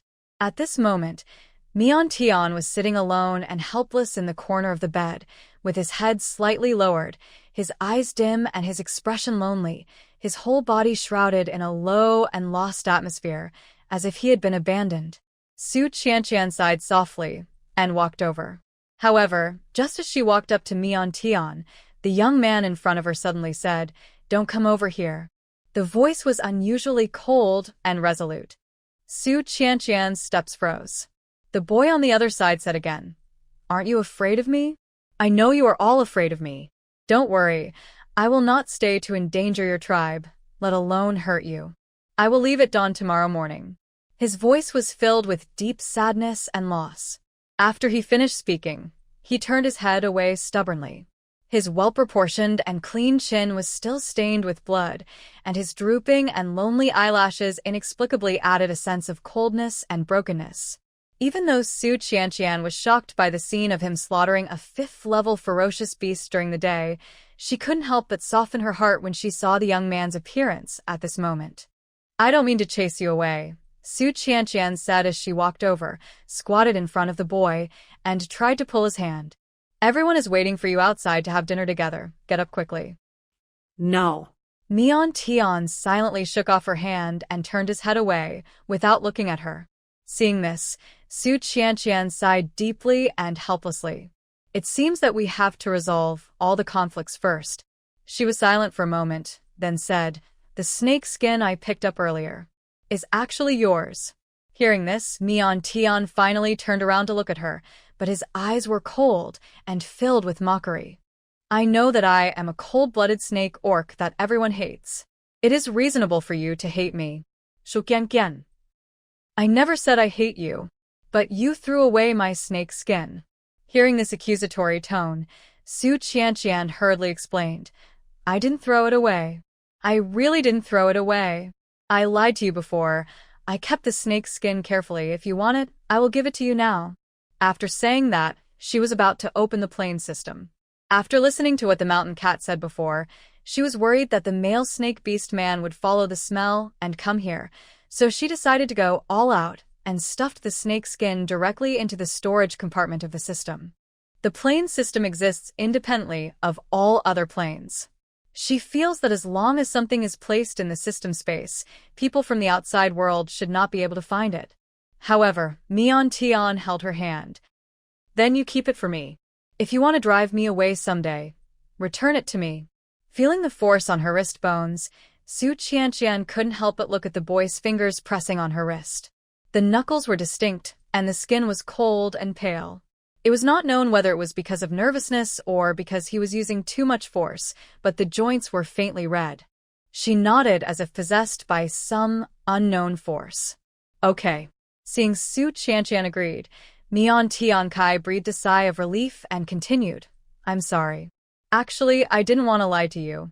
It's just that you were the first person I saw when I woke up after shedding my skin. I was very weak at the time and was afraid that they would catch me back, so I got involved with you." "They?" Su Qianqian was stunned when she heard this. "Are you talking about your former master?" She couldn't help but think of the injuries on Mian Tian's body and couldn't help but ask with concern, "Did they often abuse you in the past?" Yeah. Mian Tian nodded silently, but looked away somewhat unnaturally. "They often abused me, branded me with flint, and whipped me. I didn't dare to resist them, so I could only escape. How could they be so excessive?" Su Qianqian clenched her fists in anger. No wonder Mian Tian was so afraid of being abandoned and always had a cold and indifferent look that kept strangers away. It turned out that he had suffered inhuman abuse in the past. Thinking of this, Su Qianqian felt more and more distressed for the young man in front of her. She couldn't help but hug Mian Tian in her arms and comforted him softly. "Don't be afraid. You are in my tribe now, and no one will bully you anymore. If anyone dares to bully you, tell me, and I will help you bully them back." The girl's scent was as clean as the fine snow in early winter, lingering at the tip of the nose, making people feel inexplicably at peace. Mian Tian, hanging by his side, curled up uncontrollably again. However, the next second, "Hey, that's not right." Su Qianqian realized it belatedly and quickly pushed the person in her arms away, looking at him suspiciously. "Since you have the strength to kill a fifth-level murderer, why would those people bully you?" Hearing this, Mian Tian's expression froze slightly, but he returned to normal in an instant. He lowered his eyes and said, "They controlled me with drugs. I couldn't resist them." Su Qianqian still didn't believe it. "Really? Is there really such a powerful medicine?" Mian Tian's expression dimmed instantly. "I get it, you still hate me. A cold-blooded snake orc like me really doesn't deserve to be trusted. I'm leaving now." Seeing that the young man was about to get up and leave, Su Qianqian hurriedly pulled him back. "No, I didn't say I don't trust you. Don't go. It's okay if I was wrong. I'm just a little curious about the medicine." "So, you really don't hate me?" The young man suddenly lowered his head and stared at her intently. At close range, Su Qianqian's eyelids twitched unconsciously, and she felt an irresistible pressure on her body. This guy didn't even move his hands when he was on the mountain during the day, but he destroyed the 5th-level beast with just one sentence. We can't make him angry. She nodded quickly. Of course I don't hate you. You are so beautiful. I like you so much. How can I hate you? As soon as these words came out, the boy's originally cold expression softened at a speed visible to the naked eye. His soft eyes reflected the moonlight coming in from the window, and a tiny glimmer appeared. He sighed softly. That's good. There was an inexplicable hint of joy in the boy's clear, low-pitched voice. At the same time, Shi Yuan and his companions gathered together outside, seemingly talking about something earth-shattering, and everyone had an incredible expression on their face. You didn't see it. Mian Tian was standing behind Su Mu at the time. His eyes turned red and he shouted, "Kneel down." The 5th-level beast knelt down in fear. So powerful? Everyone exclaimed. Yes. Shi Yuan nodded repeatedly, describing the incident vividly. He didn't even move a finger, and the 5th-level beast was blown to pieces. The scene was horrifying, and there was blood everywhere. So scary. Xiaozhou shuddered upon hearing this. Of course not. Mian Tian is so awesome.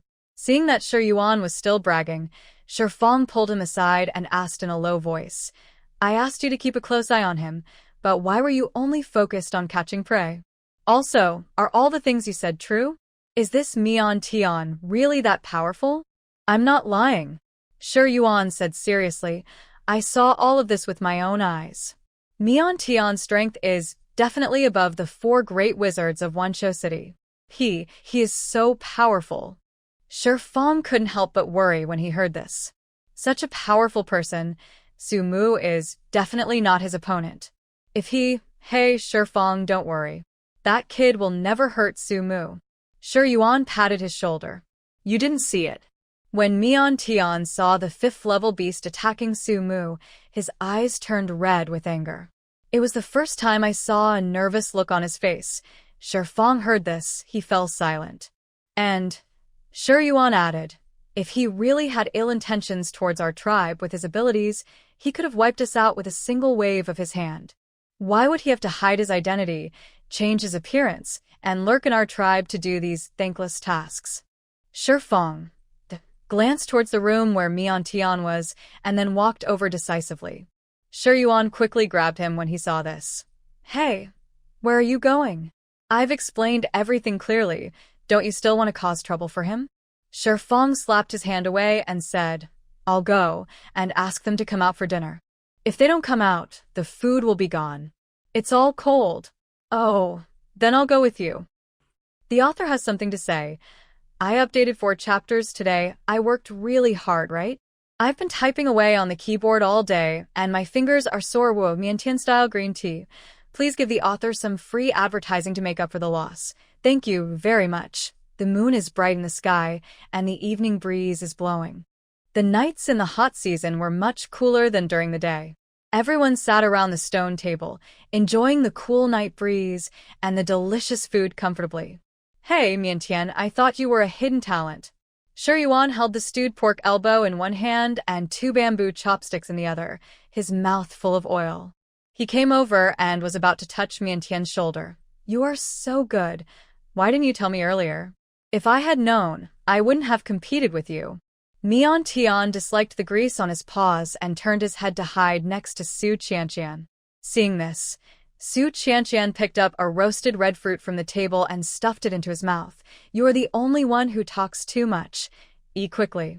Shi Yuan was pulled back to the bench by Nan Wu's collar, but he couldn't stop saying, Sumo, you're so mean. Mian Tian has only been here for a few days, and you are protecting him like this. Is there any justice in the world? Su Qianqian rolled her eyes at him, indicating that she didn't want to bother with this brainless guy. Anyone with a discerning eye could see that Mian Tian's ability to kill a 5th-order ferocious beast with just a few words was no joke. Everyone else was afraid and terrified, but this guy actually dared to come forward. What if he the giant Buddha? In the end, she still has to coax him. It's very tiring to coax a man. After thinking about it, Su Qianqian took out the pair of deerskin boots she had made earlier from her storage ring and handed them to Mian Tian. Here, you help me catch so many live prey this time in the mountains. I consider you the winner of the competition. I give you the boots. Mian Tian took the deerskin boots, and the corners of his mouth couldn't help but curl up, but his face remained calm. Thank you. Shi Yuan next to him shamelessly approached again. What about mine? Do you still have any shame? You lost the game. Nanwu pulled his collar again and sat back down. Shi Yuan pouted in grievance. Although I lost, I also caught a lot of prey, okay? Isn't there any reward at all? Su Qianqian sighed helplessly, then took out a pair of deerskin boots from the storage ring and threw them to Shi Yuan opposite her. He has it too? Mian Tian's face beside him suddenly turned bad. Su Qianqian. Well. Before Su Qianqian could explain, Shi Yuan, who was standing opposite her, looked at the pair of deerskin boots in Mian Tian's hand and said, Why do my pair look not as good-looking as Mian Tian's? Su Qianqian. Oh, because yours are made of Nanwu. As soon as these words were spoken, the gloomy aura around Mian Tian suddenly disappeared, and a smile appeared on his face, as bright as spring flowers. What? It turned out to be made by Nanwu. Shi Yuan curled his lips. No wonder it's so ugly. What did you say? Nanwu grabbed Shi Yuan's ear angrily. How dare you dislike what I made? No. Shi Yuan hurriedly explained, How dare I? The dinner was spent in such laughter and joy. This day, as soon as Mian Tian left the house and walked in the tribe, the orcs all looked at him with respect. Some even stood timidly at a distance, only daring to look at him from afar and not daring to come forward to say hello. Through Shi Yuan's chattering mouth, the news that he easily killed a 5th-level ferocious beast in the mountains had spread throughout the tribe. Now the orcs in the tribe were both afraid and respectful of him. Mian Tian was a little uncomfortable. He didn't like others being respectful to him. It made him feel like he was back to the suffocating days of the past. But he put this thought behind him in an instant. He turned around and saw Shi Yuan waving at him frantically. Mian Tian, come here. Shi Yuan and his companions were processing the prey they had brought down from the mountain, skinning the animals, removing their bones, and hacking the edible meat. Mian Tian glanced at the blood-stained ground, frowned slightly, hesitated for a moment, and walked over. Where is she? Her? Who are you asking? Shi Yuan was picking up the animal skins on the ground. He was confused for a moment, then he realized, oh, you should ask Su Mu. She is tinkering with the soap with Shan Mao and the others. What do you want to talk to her about? Mian Tian ignored him and turned to walk towards the soap house not far away. However, Shi Yuan grabbed Mian Tian's shoulder with his big hand and said, Hey, don't bother Su Mu all the time. She is not as idle as you. If you have nothing to do, come and help us deal with these prey. Mian Tian looked at Shi Yuan's blood-stained hand on his shoulder and frowned even deeper. But in the end he didn't say anything. He just brushed away Shi Yuan's hand, bent down, and picked up the hind leg of the prey on the ground. The prey was the famous iron-skinned bull of the forest of all beasts. It was huge in size, with extremely hard bones and hide as indestructible as fine iron. Several orcs had broken 2 bone blades, but still failed to cut the flesh and bones of the bull. Now they were trying to tear the bull's limbs apart with brute force, and then grind them apart bit by bit with bone chips. But after trying for a long time, they still failed. However, as soon as Mian Tian got his hands on it, he pulled it lightly, and the iron bull was torn into 2 halves alive. With another push, he successfully separated the iron bull's limbs and head. The people present looked at this scene, all with their mouths wide open in disbelief. Shi Yuan was even more shocked and exclaimed, Mian Tian, you're such a strong guy. Facing everyone's praise, Mian Tian's expression was very calm. He lowered his eyes indifferently, looked at the bloodstains on the palm of his right hand, and frowned deeply again.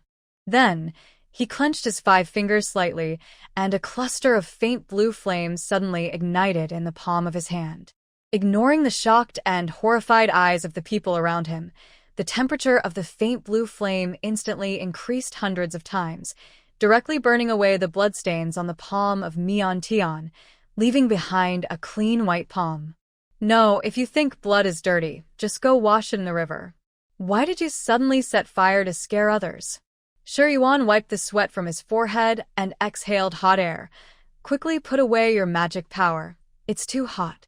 Meon glanced at him, then clenched his 5 fingers, and the flame disappeared suddenly. As the horrifically scorching heat disappeared, everyone present breathed a sigh of relief. What else do you need me to do? Asked Meon. Goodbye, go wherever you want. We don't need your help here. Yuan waved his hands quickly, hoping that this plague god who set fires anytime and anywhere would leave quickly. Su Qianqian watched the scene from a distance and couldn't help laughing out loud.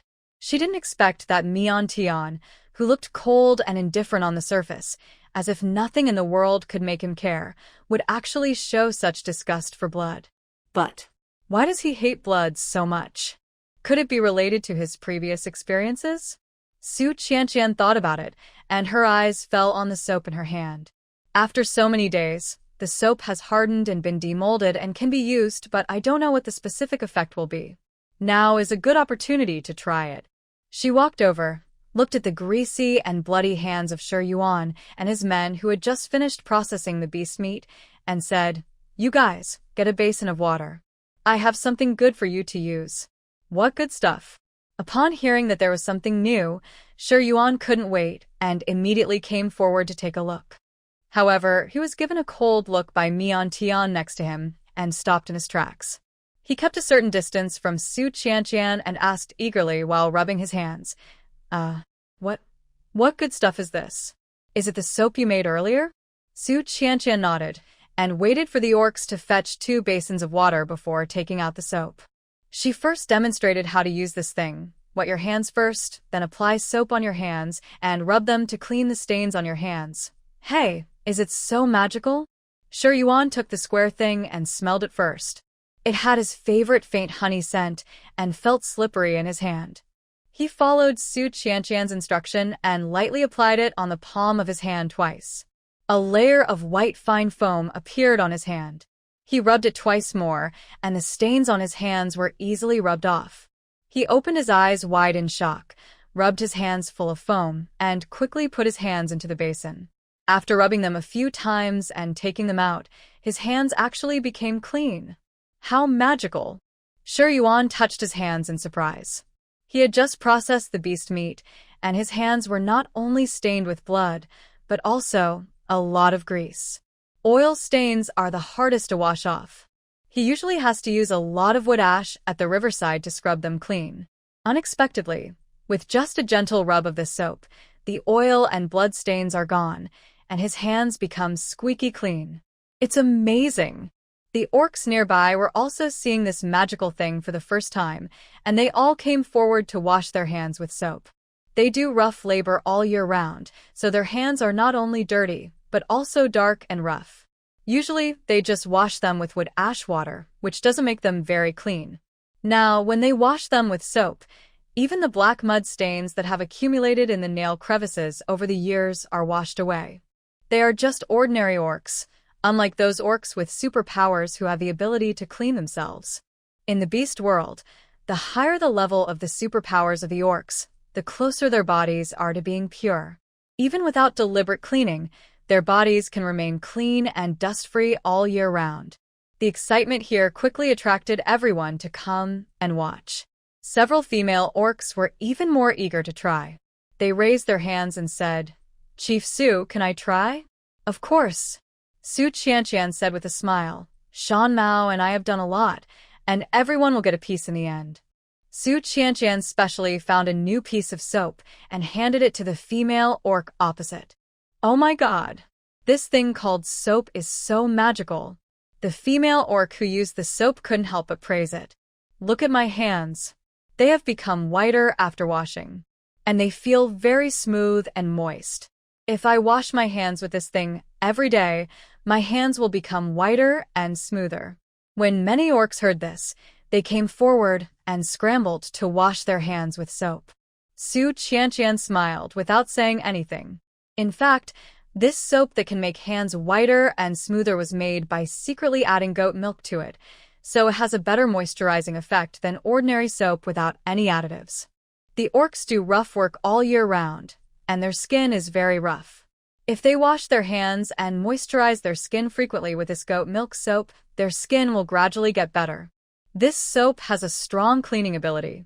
It can not only be used for washing hands, but also for bathing and washing clothes. You can try it when you go back later. Su Qianqian added. Oh my god. Chief Su, this soap has so many uses, it's amazing. When everyone heard Su Qianqian's words, they immediately sighed again. If we talk about amazing, isn't our Su clan leader more amazing? She is worthy of being the beast god's messenger. She can actually make such a magical thing. Yes, Chief Su is so amazing. He knows everything. Faced with everyone's generous praise, Su Qianqian scratched her head embarrassedly. When she turned around, she caught a glimpse of Mian Tian's fixed look at her.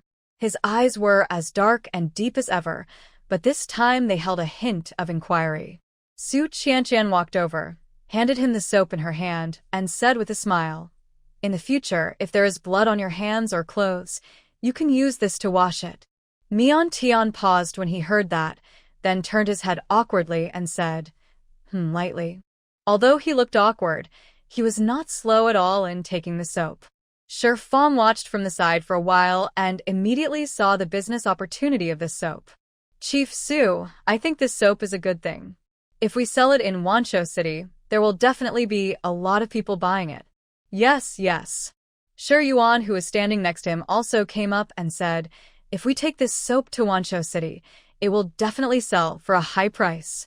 After all, in this beast world, there are only a few orcs with superpowers, and most of them are ordinary orcs without superpowers. Everyone is deeply troubled by cleanliness and hygiene. This soap that can make your skin white and clean with just one wash will definitely be popular throughout the entire beast world. Hearing this, Su Qianqian couldn't help but start thinking. Soap is not difficult to make, and mass production is not a difficult task. As long as there is a market, making money is not difficult. Okay. She called Shan Mao and the others over. You guys are the most familiar with the soap-making process. Shan Mao, you lead everyone to make a batch of soap first. I'll find a chance to take it to Wanshou City and sell it. Good. It was the first time that they were assigned such an important task, and the bobcats and their companions were so excited that their faces turned red. With soap, the tribe can now maintain cleanliness. Su Qianqian immediately called Shi Yuan to go to the mountain and bring back a few large wooden stakes that were 2 or 3 meters thick. Then she asked the orcs with sharp claws to hollow out the center of the stakes, making them into a hollow wooden barrel shape, and then use stones to polish the edges and corners smooth. These wooden barrels are half a person's height and have a wide radius. Even a 2-meter-tall male orc can sit in them to take a bath. In the future, everyone will no longer have to run to the river all day to take a bath. Especially female orcs, they put a wooden barrel in their house and close the door so that they can take a bath during the day. In addition to bathing, such large wooden barrels can also be used to store water. Every orc's home stores a large amount of water. When the hot season comes, everyone will not be afraid of the river suddenly drying up and having no water to drink. As soon as the wooden barrel was made, it was welcomed by everyone. Several male orcs even carried the barrel to the river to fetch water. However, this wooden barrel was carved out of a large wooden stake and was quite heavy. Female and young orcs simply could not lift it, and it was not very convenient to carry it back and forth. Su Qianqian thought about it and decided that since there was a large wooden barrel that was convenient for bathing and storing water, then a small wooden barrel for collecting and carrying water should also be arranged. However, the small wooden barrel cannot be made by simply planing out a thick wooden stump. Instead, it needs to be made of tree bark, and it is best to use birch bark. So, Su Qianqian took advantage of the lunch break and went to the mountain alone. The forest resources in the Beast World continent are vast and abundant, and white birch trees grow everywhere. After a while, she found a birch forest. Birch bark is soft, grows in sheets, is easy to process, and is waterproof, making it most suitable for making small barrels. She chose a birch tree with a tall, straight trunk and smooth, not free bark, then took out the dagger that could cut through iron like mud. Just as she was about to cut it, a yellow-spotted snake about 2 inches thick suddenly jumped out from the bushes and bit towards the back of her hand with its bloody mouth wide open. Su Qianqian was caught off guard and abruptly withdrew her hand. Just as she was about to nail him with the dagger, a ball of dark blue flames suddenly flew over. Almost in the blink of an eye, the entire yellow fine-striped snake was covered by the dark blue flames and burned to black ash, and even the white birch tree in front of it was burned to ashes. Su Qianqian took 2 steps back, helplessly cast her eyes towards the direction where the flames came from, and said, "Xiao Mian, can you make some noise next time you show up? Don't be so scary all the time, okay?" She was not frightened by the sudden appearance of the poisonous snake, but by the sudden burst of fire. Miantian. "Yeah, okay," responded calmly, then retracted the blue flames wrapped around his fingers and strode over.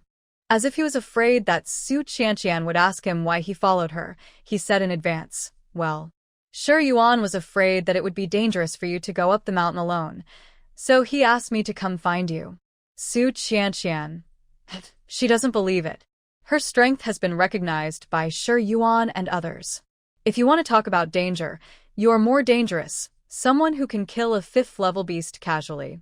However, Su Qianqian did not expose this lie full of loopholes. She found another birch tree and was about to cut it down when she suddenly seemed to be hesitant and turned her head to warn Mian Tian, "Don't set fires casually again. There are only trees here. It's not right to set fire to the mountain." Mian Tian. "Yeah." Seeing that he responded obediently, Su Qianqian then felt at ease and pointed the tip of the dagger at the thickest part of the birch bark. She first cut a hole from top to bottom, then cut the top horizontally with a knife, went around the tree, and then cut the bottom horizontally again. In this way, a piece of birch bark was peeled off intactly. Mian Tian looked at her neat and skillful movements, raised his eyebrows slightly, and asked casually, "What is this thing used for?" "Of course, it is used to make handicrafts." Su Qianqian answered without looking up, "Birch bark products are light, not afraid of bumps, and easy to carry. They can be used to make many things such as birch bark barrels, birch bark boxes, birch bark baskets," she said. His eyes lightly swept over Su Qianqian's hands holding the dagger. In the sunlight, her skin was as white as snow, her fingers were slender without a single callus, and her onion-like fingers were covered with light pink nails. It didn't look at all like a pair of hands for doing odd jobs. I heard from Shi Yuan that you are from the northern civet cat tribe. Are your family still around?" Mian Tian asked again casually, but his eyes swept over Su Qianqian's head calmly. He can't see. Su Qianqian's true animal form could not be seen at all. Although female orcs cannot change back to their beast form after birth, orcs who have cultivated to a certain level can see the other party's original beast form hidden under the human form. But from Su Qianqian, he couldn't see any trace of her original beast form. At this moment, Su Qianqian also heard the temptation in Mian Tian's words. She narrowed her eyes slightly, then turned to look at Mian Tian with a smile, and asked instead of answering, "Come to think of it, Mian Tian, I haven't seen your beast form yet. What does it look like? Can you show it to me?" Mian Tian choked and immediately turned his head away, saying dryly, "You won't like it." "How could it be?" Su Qianqian deliberately asked. "You know the Lord of Wanshou City, right? He seems to be from the Wuxia clan. I saw him in Wanshou City last time. He had dark blue scales all over his body and looked very mighty. I quite liked him. You like it?" Mian Tian's usually calm black eyes visibly brightened. Su Qianqian nodded with a smile. "Of course." While she was talking, her hand quickly opened the storage space of the plane system and touched the snake skin in the first grid. She thought to herself, "System, check it for me. Is this snake skin from the Wu snake clan?" After a while, the crisp mechanical sound of the system rang in my mind. Ding. After testing, this snake skin does not belong to the Wuxia beast tribe in the Beast World continent. Not a vulture? Su Qianqian was stunned when she heard this. Could it be that her suspicion was wrong? She couldn't help but look at Mian Tian opposite her again. In fact, she had never doubted him before Mian Tian revealed his true strength. But ever since the time when Mian Tian easily killed a 5th-level ferocious beast, although she did not show anything on her face, the seeds of doubt had actually been planted in her heart. After this period of contact and interaction, she occasionally caught a glimpse of the scarlet light flashing in Mian Tian's black eyes, and felt inexplicably strange and familiar, which always made her involuntarily think of the pair of blood-red beast eyes she had seen in Wanshou City. Could the two be the same person? She had doubted this question, too. But the Mian Tian in front of him looked like a boy about the same age as a mountain cat, and the mayor of the city of 10,000 beasts might be an old monster who had lived for a long time. Could these two completely different people really be the same person? But at this moment, the test results given by the system made her uncertain about this guess again. System, why don't you test it again? Is this snake's skin really not from the vulture clan? Su Qianqian asked again, without giving up. This time the system gave a more detailed answer. Ding, to be precise, this shed skin no longer belongs to the category of snakes. As for what kind of beast it is, there is no relevant record in the system's gene information database. A large amount of materials and time are required for verification. Hearing this, Su Qianqian was completely stunned. No, what was the true beast form of Mian Tian that even the system couldn't detect it? Isn't this plane's system like a know-it-all, knowing everything in the 3,000 planes? Su Qianqian was thinking, but she didn't stop peeling the bark.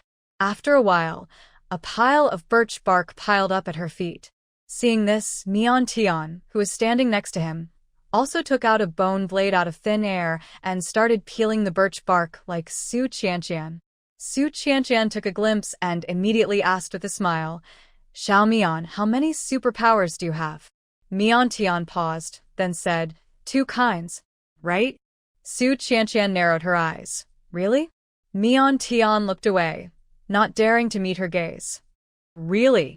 Looking at Mian Tian's unnatural eyes, Su Qianqian couldn't believe that he only had 2 superpowers. This guy is clearly hiding very deeply.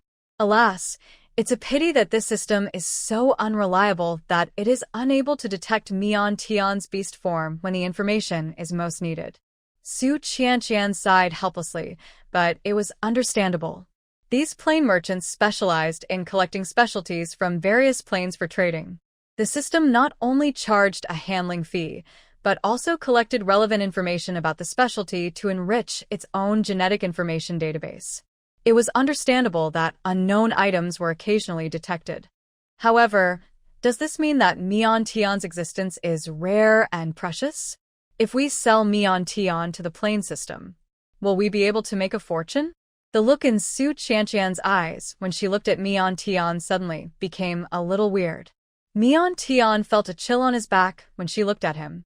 He couldn't help but cough lightly and said, "Well, it's getting late.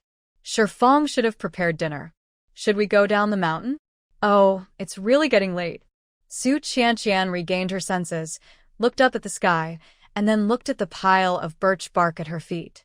The freshly peeled birch bark contains a certain amount of moisture and has a soft texture. It can be used directly to make handicrafts without going through a series of processes such as boiling. Therefore, there is no time to waste, and we have to go down the mountain as soon as possible. She put the birch bark into her storage ring, and when she looked up at the birch bark that Mian Tian had peeled off, she couldn't help but be stunned. "This feels like something a dog is chewing. How can I use it?" "Xiaomian, stop peeling. You can't use what you peeled." Su Qianqian stopped him with a helpless look. That Mian Tian peeled off was full of pits and the middle part was cut a lot, so it could not be used to make things at all. Mian Tian heard this. His eyes darkened instantly, and a gloomy look appeared on his brows. "I failed miserably? Well, that's not what I meant. It's just that peeling birch bark requires skill. After all, it's your first time, so it's normal that you didn't do it well." Su Qianqian said quickly, "And you see, the bone blade you used is not sharp.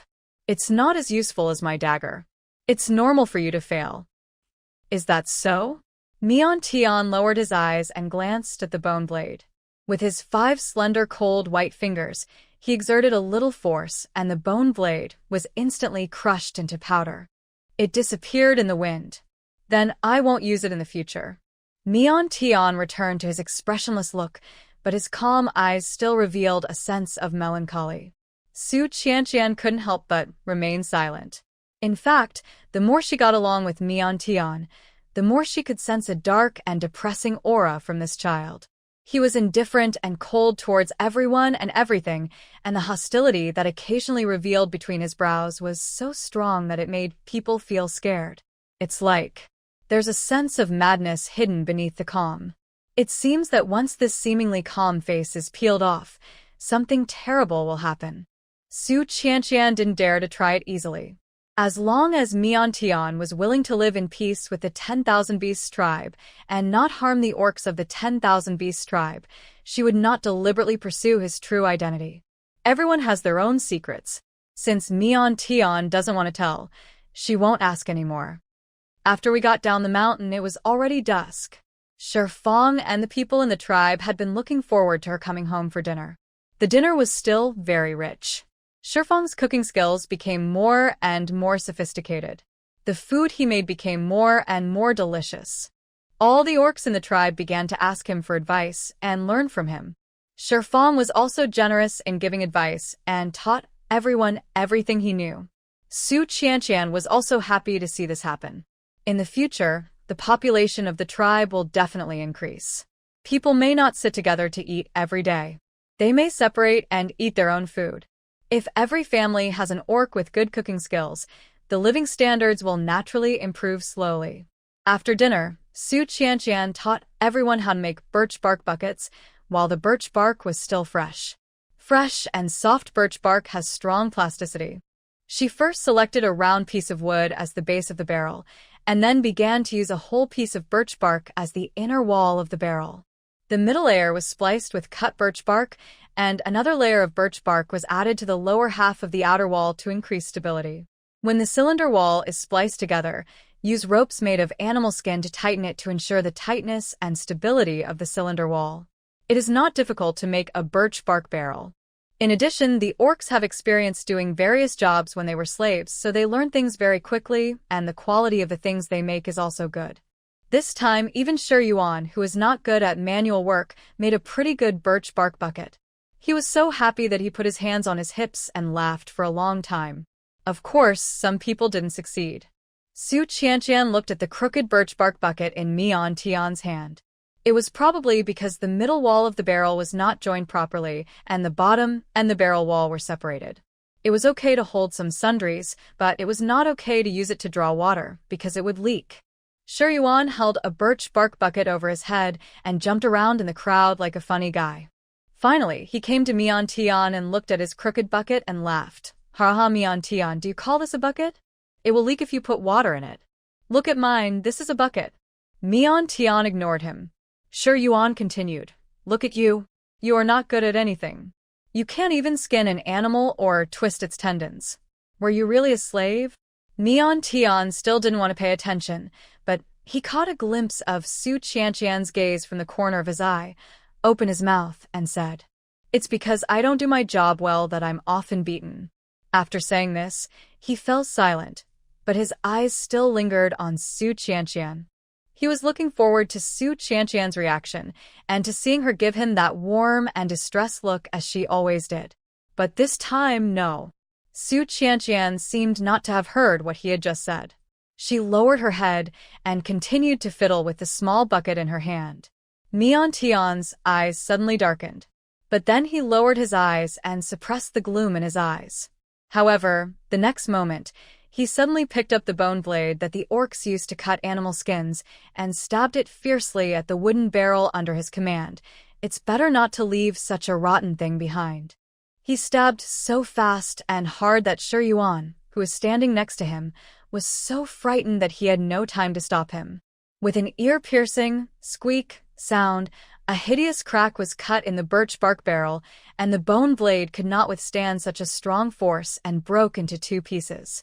Even more serious was that the base of Meon's left hand, which was pressing on the wooden barrel, was cut by the bone blade, and blood was flowing. "What are you doing?" Su Qianqian shouted when she saw the scene. She rushed forward, grabbed Mian Tian's left hand, and took a look. The wound was too deep. There was a deep cut between the thumb and index finger.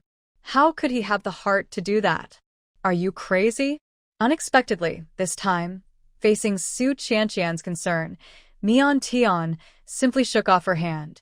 "It's okay. Don't worry about me. I'm used to it." He pursed his lips and turned his head away stubbornly, his drooping eyelashes once again showing a sense of fragility. Su Qianqian looked at him like this, took a deep breath helplessly, then pulled him up and walked towards her house. Looking at the backs of the two people leaving, Shi Yuan gradually came back to his senses, but there was still an indescribable chill in his heart. "Why do you always provoke him?" Nan Wu next to him couldn't help but whispered. Shi Yuan glanced at the cracked wooden barrel and shook his head with lingering fear. "I never thought that this guy would be so cruel to me." Nan Wu sighed helplessly. "Can't you see that in the entire tribe, he is the only one who is indifferent to everyone except Su Mu? Don't tease him anymore. This guy is so inhumane." "It's easier to get along with Hu Yang and the others." Shi Yuan curled his lips and looked at the night sky above his head with nostalgia. "I wonder when Hu Yang and the others will come back.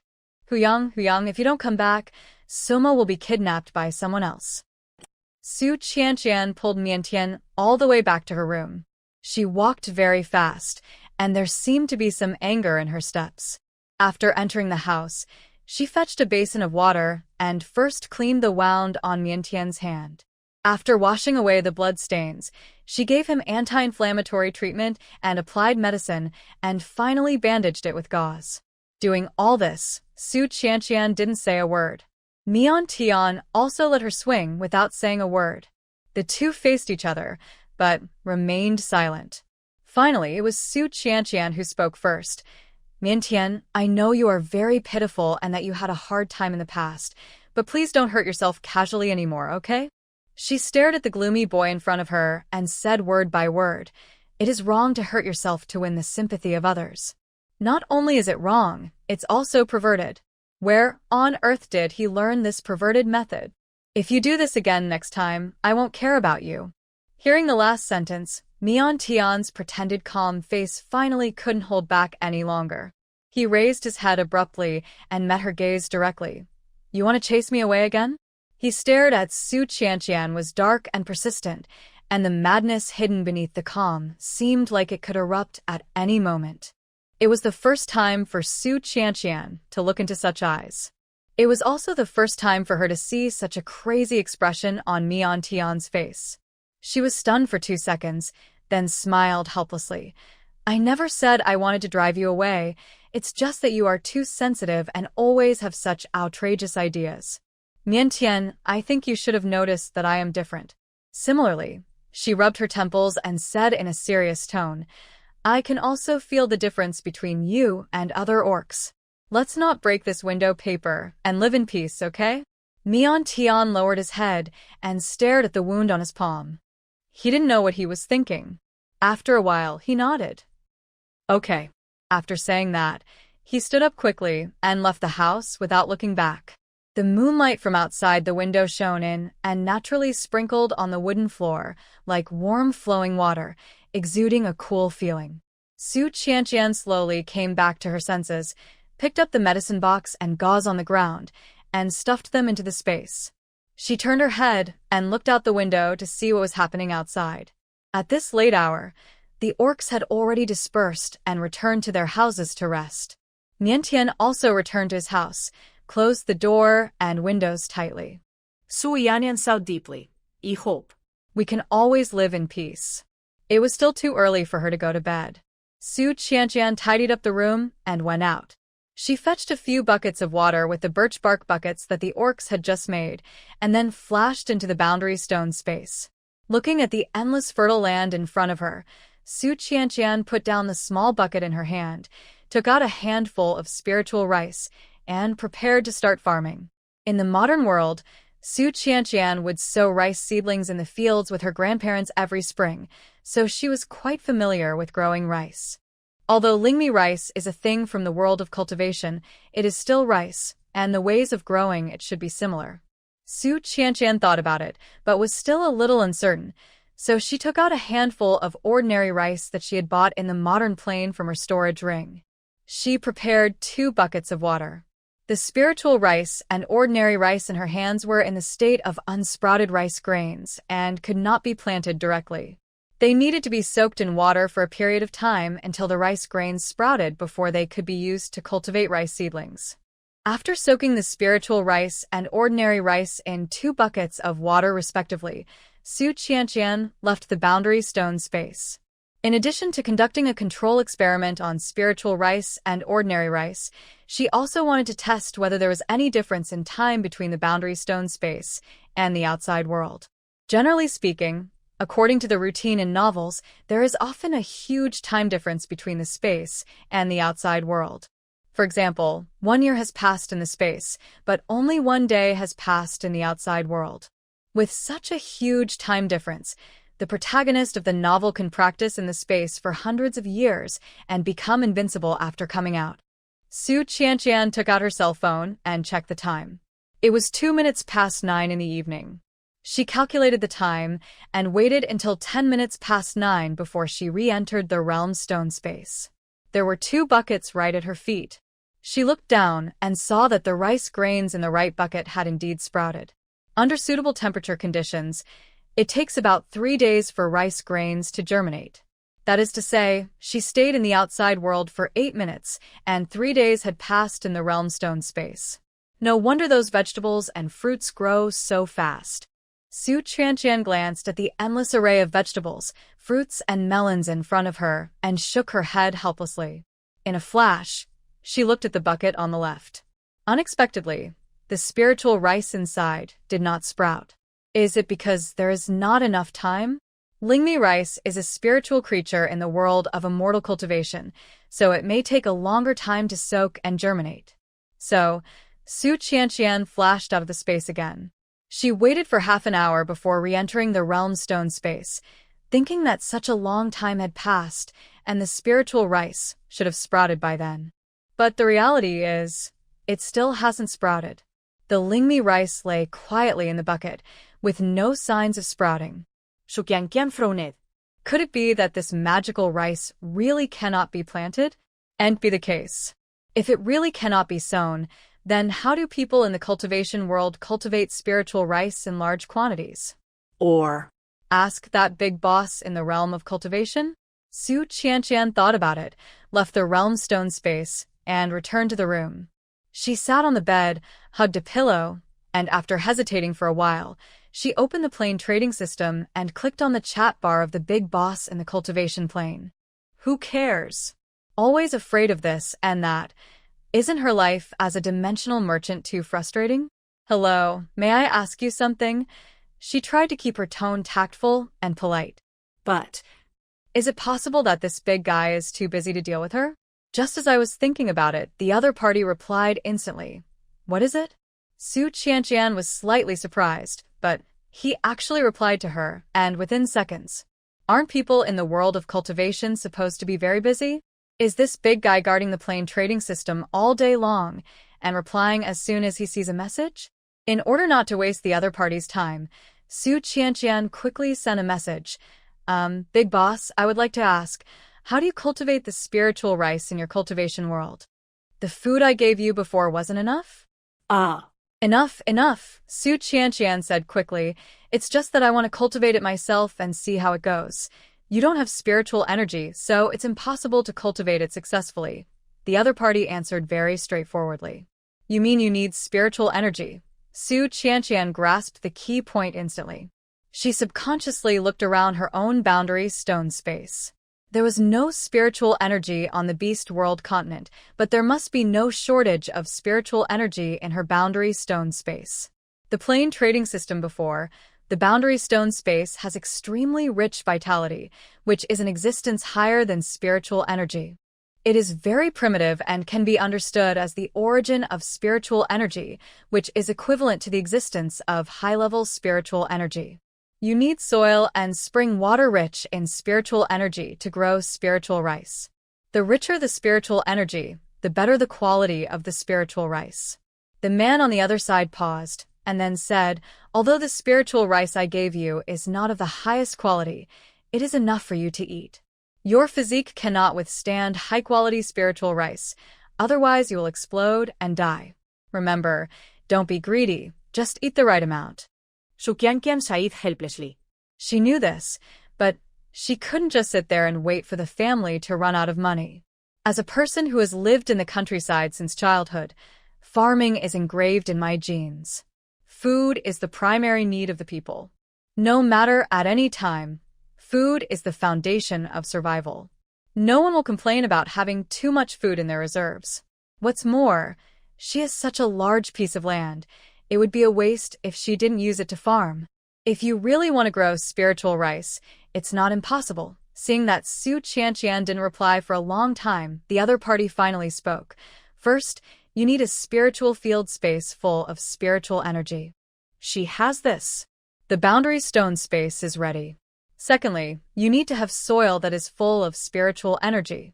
Soil full of spiritual energy? Su Qianqian thought about it and looked at the soil under her feet. Since the spiritual energy in the realm stone space is so abundant, the soil should also be full of spiritual power, right? Well, at worst, she still has the Jiutian Shirong given away at the auction. That thing shouldn't be able to grow magical rice, right? Finally, and most importantly, you need spiritual spring water. Spiritual rice needs a lot of spiritual spring water to irrigate during its growth period. If there is not enough spiritual energy, spiritual rice cannot be cultivated. Got it. This is where the problem lies. She used ordinary river water to soak the spiritual rice, but the spiritual energy was insufficient, and naturally the spiritual rice could not germinate. However, in her realm origin stone space, there was no spiritual spring water, not even a stream. Her vegetables, fruits, and melons all rely on the high-level spiritual energy provided by the realm stone space to grow and mature, but the same is obviously not true for spiritual rice. Without spiritual spring water, it can't even sprout, no matter how rich the spiritual energy is. It seems that in the end, I still have to buy some spiritual spring water and put it into the world stone space. After thinking about it, Su Qianqian opened the goods sold by the other party and found the spiritual spring water. The spiritual spring water sold by this big shot in the realm of cultivation has 4 grades and different prices. However, this low-level spiritual spring is also the most common and least valuable spiritual spring in the world of cultivation. How uncommon is it? Any sect of cultivation, wherever there is water, it is a low-level spiritual spring. The spiritual energy it contains is very minimal. It is the water that the disciples of the sect use to irrigate their vegetable fields every day. This low-level spiritual spring should also be able to grow spiritual rice, but with the little spiritual energy it contains, the spiritual rice grown therefrom may be of the lowest quality. She is now a person who has a plain trading system, so it is obviously impossible for her to buy a low-level spiritual spring. So, Su Qianqian turned her attention to the mid-level spiritual spring, which was a little more expensive, requiring 800 million star coins. In the mid-level spiritual spring is obviously much richer than that of the low-level spiritual spring. Only the powerful monks in the sects of the cultivation world can afford it. This price is almost catching up with Jiutian Shirong. However, looking at the introduction above, this kind of high-level spiritual spring is rare even in the world of cultivation. If you can encounter it, you are truly a person with great luck in heaven and earth. This kind of top-grade spiritual spring is a legendary existence, which Su Qianqian dare not even think about. She only has more than 720 million star coins in her account now, and the only thing she can afford is the low-level spiritual spring. But she would never buy low-level spiritual springs. What she wanted to buy was a mid-level spiritual spring. A mid-level spiritual spring is 800 million star coins, and she still needs 80 million star coins to make up the difference. So, Su Qianqian opened the storage space and looked at her inventory. A mermaid pearl is worth 260,000 star coins. It's too cheap. I'd better keep it for now. The piranha plant. is worth 1.2 billion. It's very expensive. I can't bear to sell it, so I'll keep it for now. Red Ganoderma lucidum. There are still 4 left, each of which can be sold for 680,000 star coins. This is worth some money, but she still needs to keep it to breed new Red Ganoderma lucidum, so she can't sell it. Finally, Su Qianqian's gaze shifted to the last item, which was a 5th-level beast crystal. It was the one that Mian Tian killed a few days ago. She has kept it in the system as storage space and has not had time to check the price. She doesn't know how many star coins it is worth. So, Su Qianqian pointed her fingertips, and the system's crisp mechanical sound suddenly rang in her ears. Ding! A 5th-level beast crystal, a specialty of the beast world continent, has been detected. Do you want to sell it? Holy crap! When Su Qianqian saw the testing price, she jumped up from the bed instantly. Oh my god, a 5th-level beast crystal can actually be sold for 2 million star coins. Isn't this posted? Su Qianqian was so happy that she rolled over on the bed hugging her pillow. All she had to do was go up the mountain and kill a few dozen more level 5 ferocious beasts, then she would have enough star coins to buy the spiritual spring water. At the same time, in another room not far from Su Qianqian, Mian Tian slowly opened his eyes, and unlike before, he revealed a pair of scarlet vertical pupils. He lowered his eyes slightly and looked at the snake's tail coiled at the end of the bed. The blue-black scales gently slid across the animal skin mattress, leaving a cold crease. Left by the lightning catastrophe have all healed, and it has only been half a month. This was not the first time he had to endure a thunderstorm. The Wu snake clan practices the snake shedding method inherited from their bloodline, using scales and skin as their form. After being tempered by heavenly thunder, they shape their bones and solidify their bodies, truly achieving transformation from a dragon. Every time he survived a thunder tribulation, his snake-like beast form would evolve into a dragon form, starting with growing dragon horns bit by bit, then transforming snake scales into dragon scales, and finally growing dragon claws. But every time after surviving the thunder tribulation, he would be tortured to the point of being riddled with wounds, covered with scars, and on the verge of death. He would need to rest for a year or 2 to recover. But this time, I recovered in just half a month. Is it because I've always been by her side? Mian Tian lowered his eyes and looked at the gauze wrapped around the base of his left hand. His originally cold eyes gradually became warm. As the body recovered, the original strength gradually returned. This young body could no longer bear such a powerful force and needed to be restored to its original state. But this will expose your identity. What to do? Mian Tian sighed deeply, and his scarlet eyes gradually turned back to black. He retracted his snake tail and once again suppressed the surging power in his body to maintain the boy's posture and shape. Su Qianqian went up the mountain at daybreak. Adhering to the principle of killing ferocious beasts and obtaining animal crystals, Su Qianqian didn't even look at ordinary wild beasts she encountered on the road and went straight into the mountains. 10,000 beasts is very large and is divided into inner and outer areas. Generally, ordinary wild beasts are distributed in the outer area of the 10,000 beast forest, and ferocious beasts are distributed within the middle area of the 10,000 beast forest. No one dares to go to the deepest inner area. Even the orc warriors of the 10,000 beast city who wanted to earn beast crystals only dared to go to the middle area of the 10,000 beast forest. The last time, Shi Yuan ran into the middle area, which led to the appearance of the 5th-level ferocious beast. So, this time Su Qianqian went straight to the middle area, trying her luck to see if she could encounter another 5th-level ferocious beast. Of course, she didn't dare to go to the inner area of the Forest of Beasts. Her current strength was equivalent to the 5th-level supernatural power of the Beast World continent.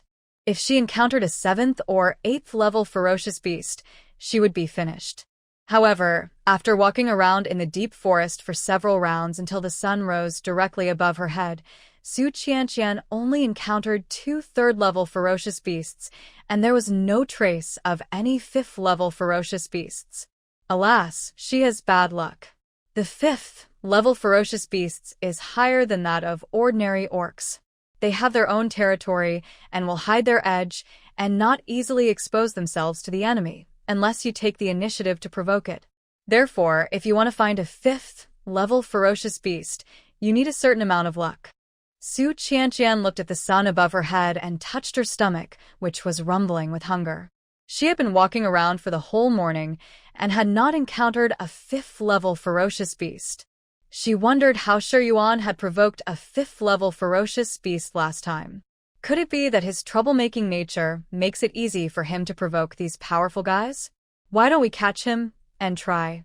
Thinking of this, Su Qianqian took out her pistol and killed the 2 third-level ferocious beasts with 2 shots. Then she stuffed the bodies into her storage ring and went down the mountain. Back in the tribe, Shi Fang had prepared a delicious and sumptuous meal. After Su Qianqian had eaten and drunk her fill, she went to find Shi Yuan. At this time, Shi Yuan was directing the orcs to build a fence. She brought down from the mountain last time have been kept in captivity, and the beast men have built fences according to her instructions to facilitate the management and feeding of these wild animals. These cuckoos and wild deer are not as gentle as the domesticated chickens, ducks, geese, cattle, and sheep in the modern world. They are somewhat wild and aggressive, so the fences built must be sturdy. In addition to carrying large amounts of wood down the mountain to build the fence, it was also necessary to build hard and solid rocks underneath the fence to prevent wild animals from breaking the fence and escaping. After several days of hard work, the fences for enclosing wild animals have basically been completed, and several types of wild animals have been classified and kept in enclosures. Shi Yuan saw Su Qianqian coming. He quickly trotted over to take credit. Sumo, how do you think this fence is built? I have been directing everyone by the side according to your instructions. Su Qianqian gave him a thumbs up. Very good. Thank you for your hard work. Shi Yuan rubbed his hands happily. Is there any reward? Of course there is. Su Qianqian rummaged through her storage ring and took out a heavy jar of honey. Do you think this can be used as a reward? As soon as the honey came out, Shi Yuan's eyes widened instantly, and he nodded rapidly. Okay. Su Qianqian looked at Shi Yuan swallowing his saliva desperately and smiled with her eyes curved. As expected, honey has a natural attraction to bears. I don't know how Xiaozhou got that jar of honey from Shi Yuan last time. After thinking about it, Su Qianqian put the honey pot back into the storage ring and said, If you want honey, you have to accompany me to the mountain first. Shi Yuan's face suddenly stopped. What do you want to do? He took 2 steps back in fear. Su Qianqian smiled sweetly. It's okay, I'll let you accompany me to the mountain. As long as you go, I'll give you 2 jars of honey, how about it? The girl in front of him had a very beautiful smile, but this smile was like a seductive ghost, and it was obvious at first glance that she had bad intentions. Shi Yuan shook his head decisively. No. Are you sure you don't want to go? Su Qianqian narrowed her eyes slightly. Her smile became sweeter, but her fists were already clenched so hard that they were creaking. Shi Yuan shuddered, turned around, and tried to slip away, but Su Qianqian quickly grabbed him by the collar. Don't worry, I have prepared something good. Just follow me to the mountain. I won't let you get into any danger. Su Qianqian dragged Shi Yuan in one hand and went up the mountain. No, bugugu. I won't go. Nanwu, please save me. Ah. Shi Yuan used his hands and feet to dig the soil frantically, but was still dragged up the mountain by Su Qianqian. Nanwu looked at Shi Yuan, who was crying and begging for help, and spread his hands helplessly to him, indicating that there was nothing he could do. Nanwu watched the 2 people's backs gradually going away and prepared to collect some fresh grass to feed the wild animals in the fence. However, when he turned around, he happened to catch a glimpse of Mian Tian not far away. The young man stared at the 2 people's receding backs with a serious look on his face, which looked as if water could drip out of it. Nanwu couldn't help but shudder and turned to look at Shi Yuan's back with worry. It was afternoon. The sky becomes brighter and bluer in the afternoon, and the white clouds are loose and soft, making people feel refreshed and happy just looking at them. However, at this moment in the forest of beasts, there was chaos and screams. After Su Qianqian dragged Shi Yuan to the forest of beasts, she turned him into a beast. She found a fishing rod and tied a jar of honey to a long fishing line. Then she rode on Shi Yuan's back and let Shi Yuan run forward while holding the fishing rod. With honey as bait in front of him, Shi Yuan was not so repelled by this matter, and she was able to catch him everywhere in the 10,000 beasts forest. He ran wherever Su Qianqian pointed, and he was extremely obedient. Of course, the effect is also very significant. After riding Shi Yuan for 2 rounds, a 5th-level ferocious beast was so noisy by Shi Yuan's chattering that his head hurt, and finally couldn't help but jump out to cause trouble for the two of them. Su Qianqian jumped up from Shi Yuan's back, jumped onto a tree, and hid herself. The 5th-level ferocious beast chased Shi Yuan wildly, and Shi Yuan was so frightened that he cried and shouted for his father and mother. But when the 5th-level ferocious beast attacked Shi Yuan, it was blocked by an invisible barrier and could not advance even half an inch. Shi Yuan saw this. He stopped crying immediately. He subconsciously looked down at the lanyard hanging around his neck. At the end of the lanyard was a shiny crystal that was sparkling. This was something Su Qianqian specially hung around his neck after they entered the mountain, saying it was to protect his safety. He didn't believe it at first and didn't expect that this thing could really protect him. Seeing that the 5th-level beast couldn't hurt him, Shi Yuan was no longer afraid. He rolled over and got up, making a face at the 5th-level beast in front of him and provoking it. "Hey, come on, you can't hit me, are you angry?" He looked so despicable and asked for a beating, which made the 5th-level ferocious beast so angry that it rushed towards Shi Yuan recklessly. However, no matter what form of attack it used, it was blocked by the invisible barrier in front of Shi Yuan. Su Qianqian stood on a tree not far away. Seeing that Shi Yuan had had enough fun, she took out her particle electron gun slowly and killed the 5th-level beast with 1 shot. She jumped down from the tree and came directly to Shi Yuan, where she collected the corpse of the 5th-level beast with satisfaction. Yes, with Shi Yuan attracting the firepower of the ferocious beasts, the beasts will be defenseless against her, and she can also launch a sneak attack with a particle ray gun. If it was like last time, when the beasts were all targeting her, it would be difficult for her to deal with them even with the particle ray gun. After all, this 5th-level ferocious beast would not be stupid enough to stand there and wait for him to aim and shoot. "Why, Su Mu, what is this thing you tied around my neck? It's amazing!" Shi Yuan hurriedly stepped forward and asked when he saw Su Qianqian coming over. "This is the laser particle barrier." "What? What laser? What barrier?" Shi Yuan was confused. "What the hell is this? Why haven't I heard of it?" "It's right that you haven't heard of it." Su Qianqian patted Shi Yuan's shoulder with a smile. "This is the laser particle barrier that she specially spent 300,000 star coins to buy before going up the mountain.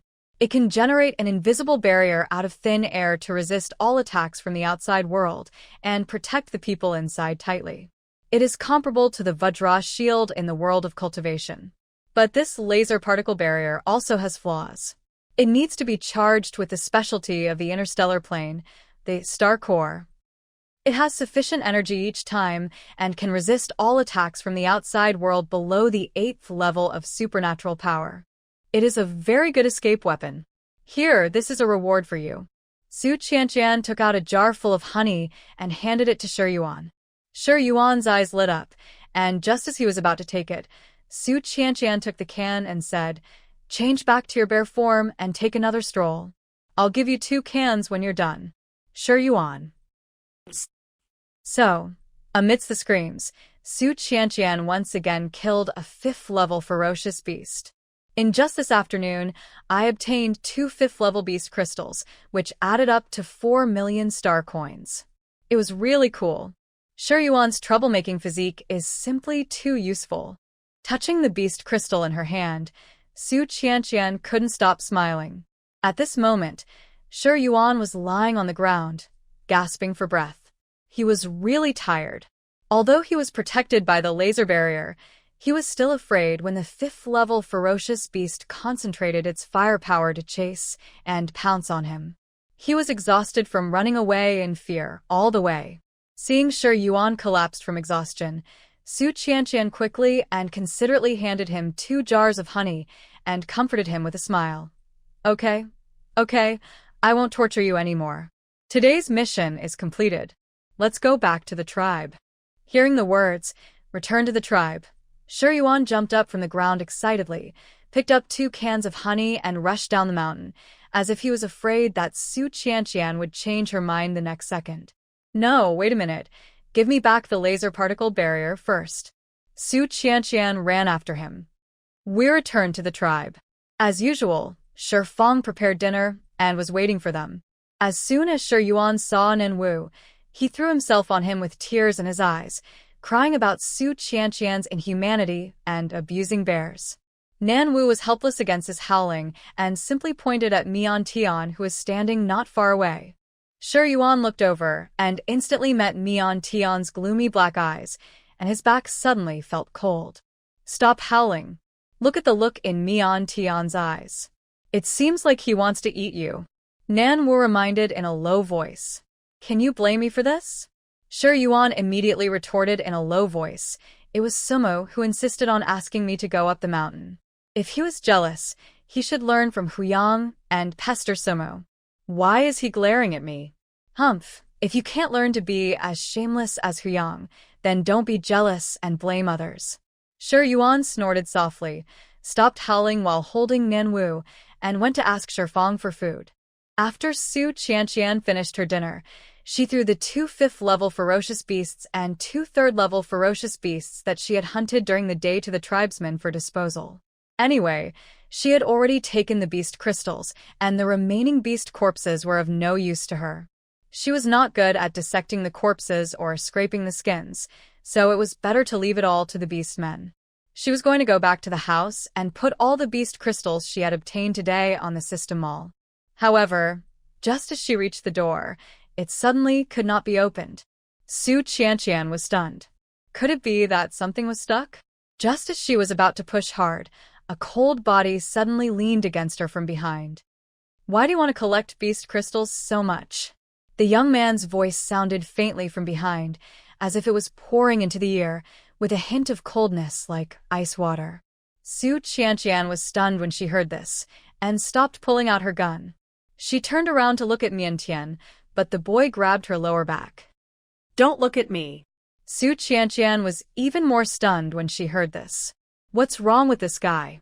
Why did you suddenly do such an outrageous thing? She tilted her head slightly, but could only barely see the boy's drooping eyebrows, and the expression on his face was unclear, but she could tell that he was in a very unhappy mood at the moment. Mian Tian, what's wrong with you? Did something happen? She could only ask patiently in a low voice. Mian Tian didn't say anything and remained silent, but the hand on his waist was terribly cold. Su Qianqian couldn't help but look down. The boy's hands were slender, white and well-defined, but they seemed bigger than before. After hesitating for 2 seconds, she grasped the slender hand. Su Qianqian could clearly feel the boy behind her stiffen his body. She took advantage of the moment when he was stunned and turned around suddenly, looking face to face at Mian Tian, who was so close to her. You have grown a lot taller.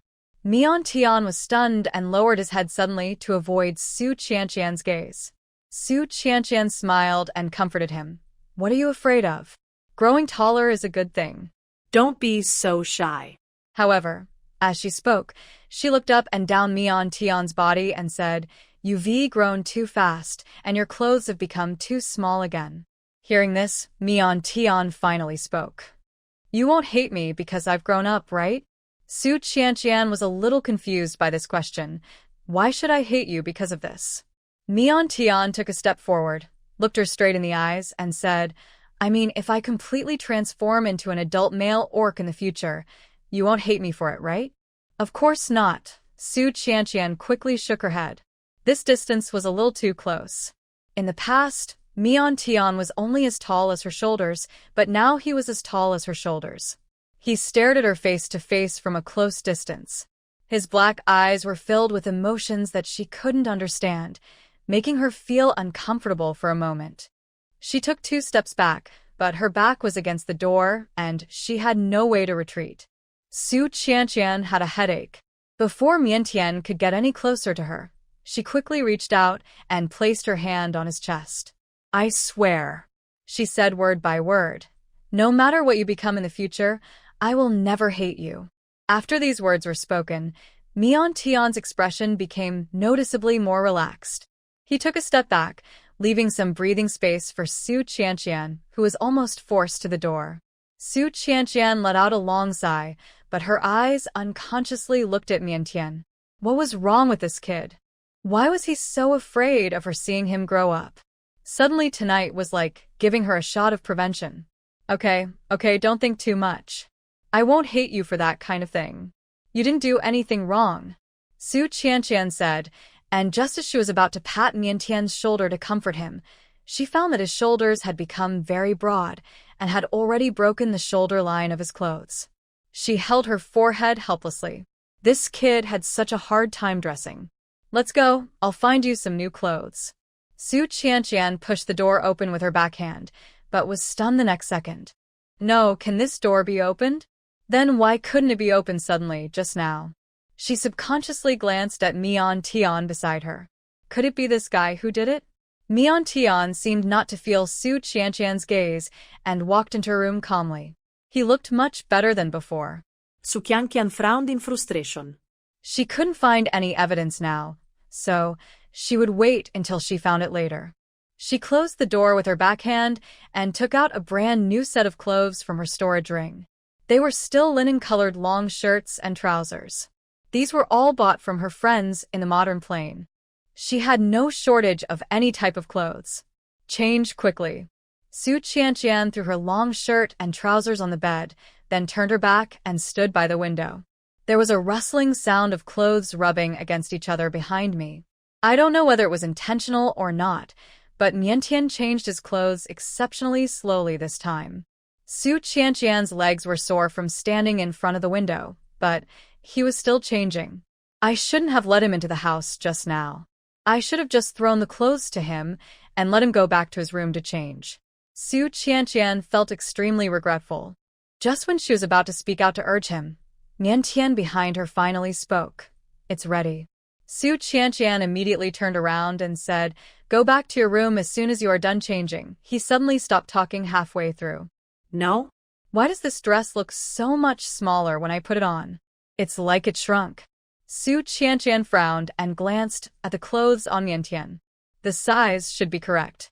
When her eyes swept over his linen trousers, which were stretched to a huge bulge, Su Qianqian's eyes suddenly froze, and then she hurriedly turned her back and stammered, Wait a minute, I'll find you a loose pair of pants. She fiddled with the storage ring on her finger, frantically searching for the right trousers from a pile of clothes, but her thoughts drifted away unnaturally. That. Miantian's beast form is a snake, so it should be. 2. That's why it looks so bulging. But now Miantian only looks like 15 or 16 years old. If he grows up, what will he look like? Well, that person would be stabbed to death. Thinking of this, Su Qianqian couldn't help but shake her head wildly, as if trying to get rid of these outrageous and filthy thoughts in her mind. Okay, I finally found it. Su Qianqian didn't know why she suddenly became nervous. She didn't even dare to turn her head. She turned her back and threw her clothes behind her. This time, Miantian changed much faster. Okay. Su Qianqian took 2 deep breaths and only turned around again until the burning temperature on her cheeks dissipated. Oversized long shirt and trousers worn by Miantian made his originally tall and slender figure look a bit bloated, especially the overly long hem of the shirt, which covered his lower body tightly, without any signs of bulging. Su Qianqian was very satisfied with the suit and was about to wave goodbye to Miantian when he said, You haven't answered my previous question yet. What's the problem? Su Qianqian was stunned and asked subconsciously. You are in great need of beast crystals? Su Qianqian couldn't help but frown. It seemed that Miantian was determined to get to the bottom of this matter tonight. She could only say, Yes, Miantian, you have to know that I am the chief of this tribe and have the responsibility to protect my people. I need a large amount of beast crystals to upgrade my abilities. You know those great witches in Wancho City, they are 7th level orcs. If they come to cause trouble for our tribe, I won't be able to defeat them unless I improve my strength. Su Qianqian added. No, Mian Tian's dark eyes darkened. If they dare to come, I will kill them. Ah. Mian Tian, I know you're very powerful, but I can't always rely on you. Su Qianqian said with a smile. I would rather defeat them with my own strength. Mian Tian was silent. After a long while, he said, I understand. I understand. Su Qianqian breathed a sigh of relief, and was about to send Mian Tian out when he suddenly said in a sullen voice, Then can you please stop staying with Shiyuan all the time? Ah? I want you to stay with me more. The boy turned his head away, his voice still cold and indifferent, but his straightforward words made Su Qianqian stand there in a daze. The air seemed to be silent for a moment. Mian Tian lowered his head, and there was no sound anymore. Su Qianqian was stunned for a long while before she frowned and looked at the boy in front of her and said, Mian Tian, I think you have been alone for too long and are too lonely, so you want someone to accompany you. There's nothing wrong with wanting relationships with others and wanting to build close relationships with them, but you can't always focus on me. Maybe you can try to get along more with the people in your tribe, and then you can experience the feeling of being cared for by others. Su Qianqian said carefully. She felt that Mian Tian must have some kind of nestling complex, because she was the first person he saw when he opened his eyes after molting, so he felt somewhat attached to her. Look, you've grown up now, you should understand a lot of things. It's normal for a child of your age to have such thoughts, Su Qianqian said as she calmly sent Mian Tian to the door. Tomorrow you should try to get along more with the orcs in the tribe, and don't always stay alone and feel unhappy. Okay, good night. After saying the last sentence, Su Qianqian slammed the door shut. She leaned against the door and let out a long breath. God, she felt like an old mother worrying about her child's puberty problems. The child has grown up and is going through puberty. It's normal. Su Qianqian silently comforted herself, then turned around and went back into the house. Mian Tian made her feel weird tonight, and she wasn't in the mood to do anything. She just put the 2 5th-level beast crystals and the 3rd-level beast crystals she got today on the system mall, and then went to sleep. Woke up the next day, she couldn't wait to open the system mall to take a look. New things sell out quickly. The 5th-level beast crystals were sold out as soon as they were put on the shelves, and the 3rd-level beast crystals were also sold out within 3 hours. The 3rd-level beast crystal is not as valuable as the 5th-level beast crystal. One is 900,000 star coins, but it is also very expensive.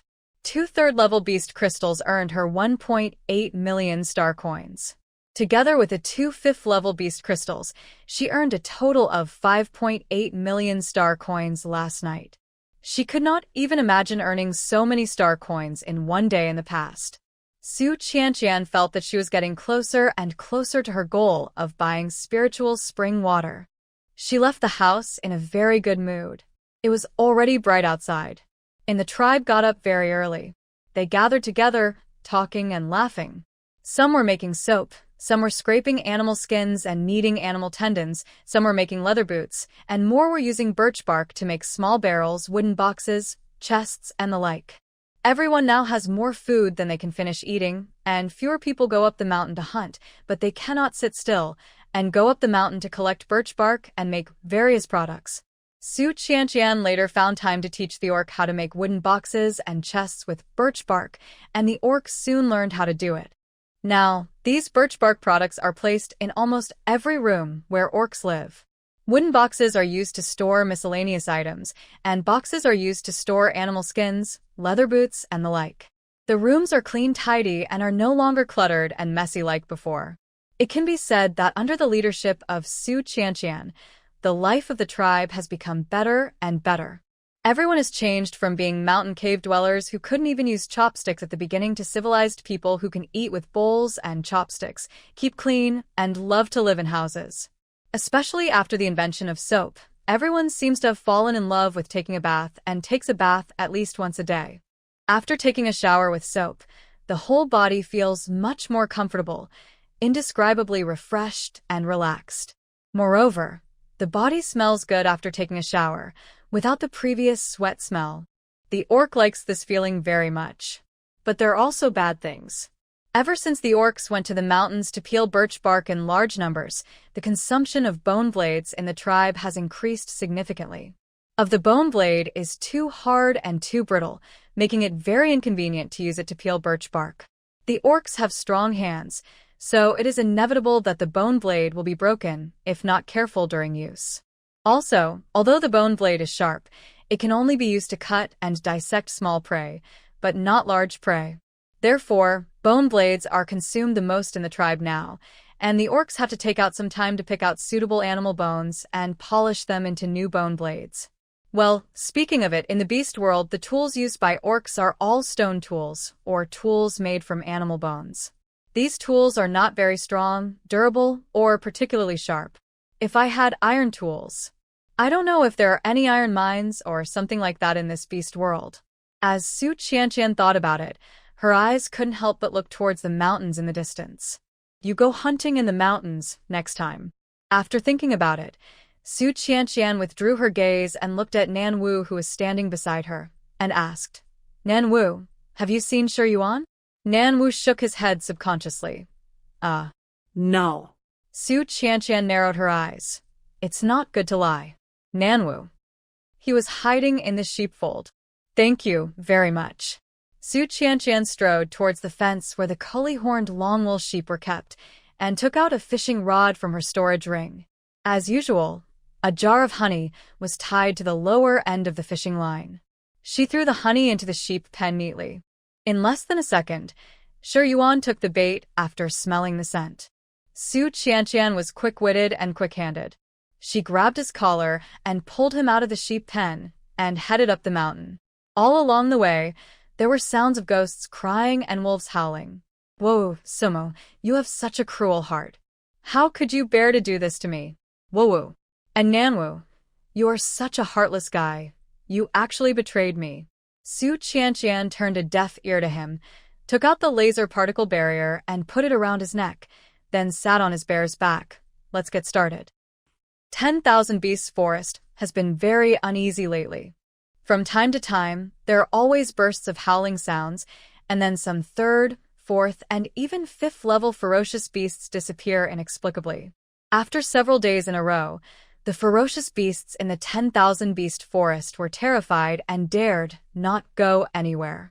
They all hid in their own territories and dared not come out. At the beginning, Su Qianqian's daily income was still good.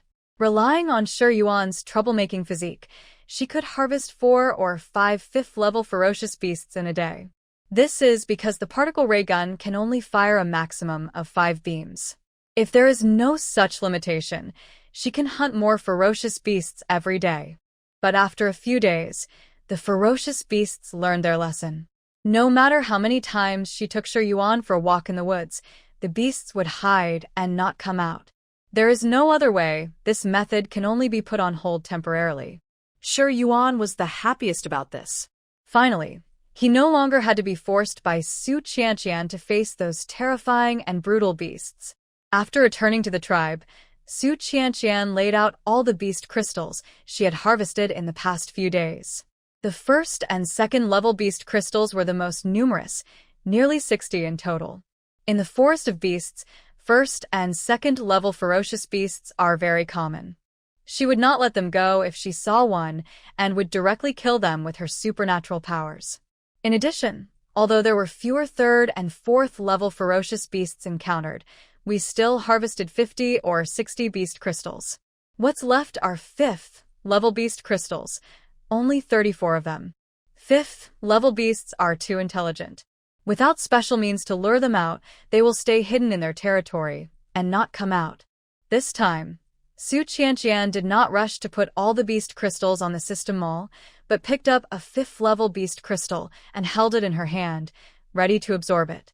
After all, she had worked hard for so many days, and she needed to reward herself.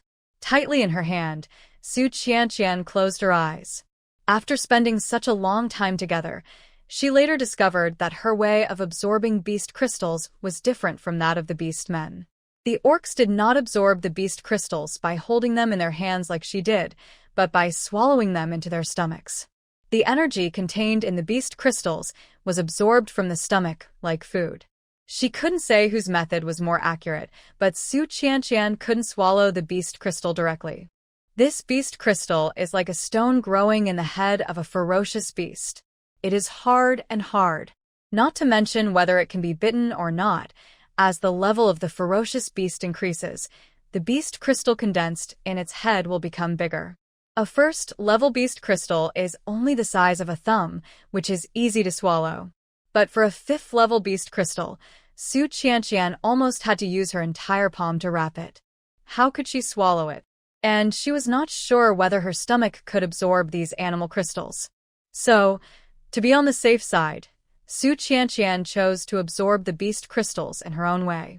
When Su Qianqian felt the warm energy passing into her body little by little through her fingers and skin, she felt an indescribable sense of comfort.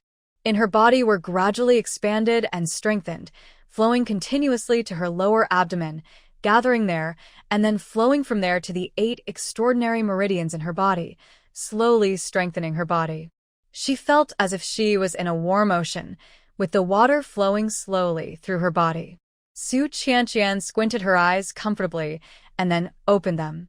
The fifth-level beast crystal was enormous.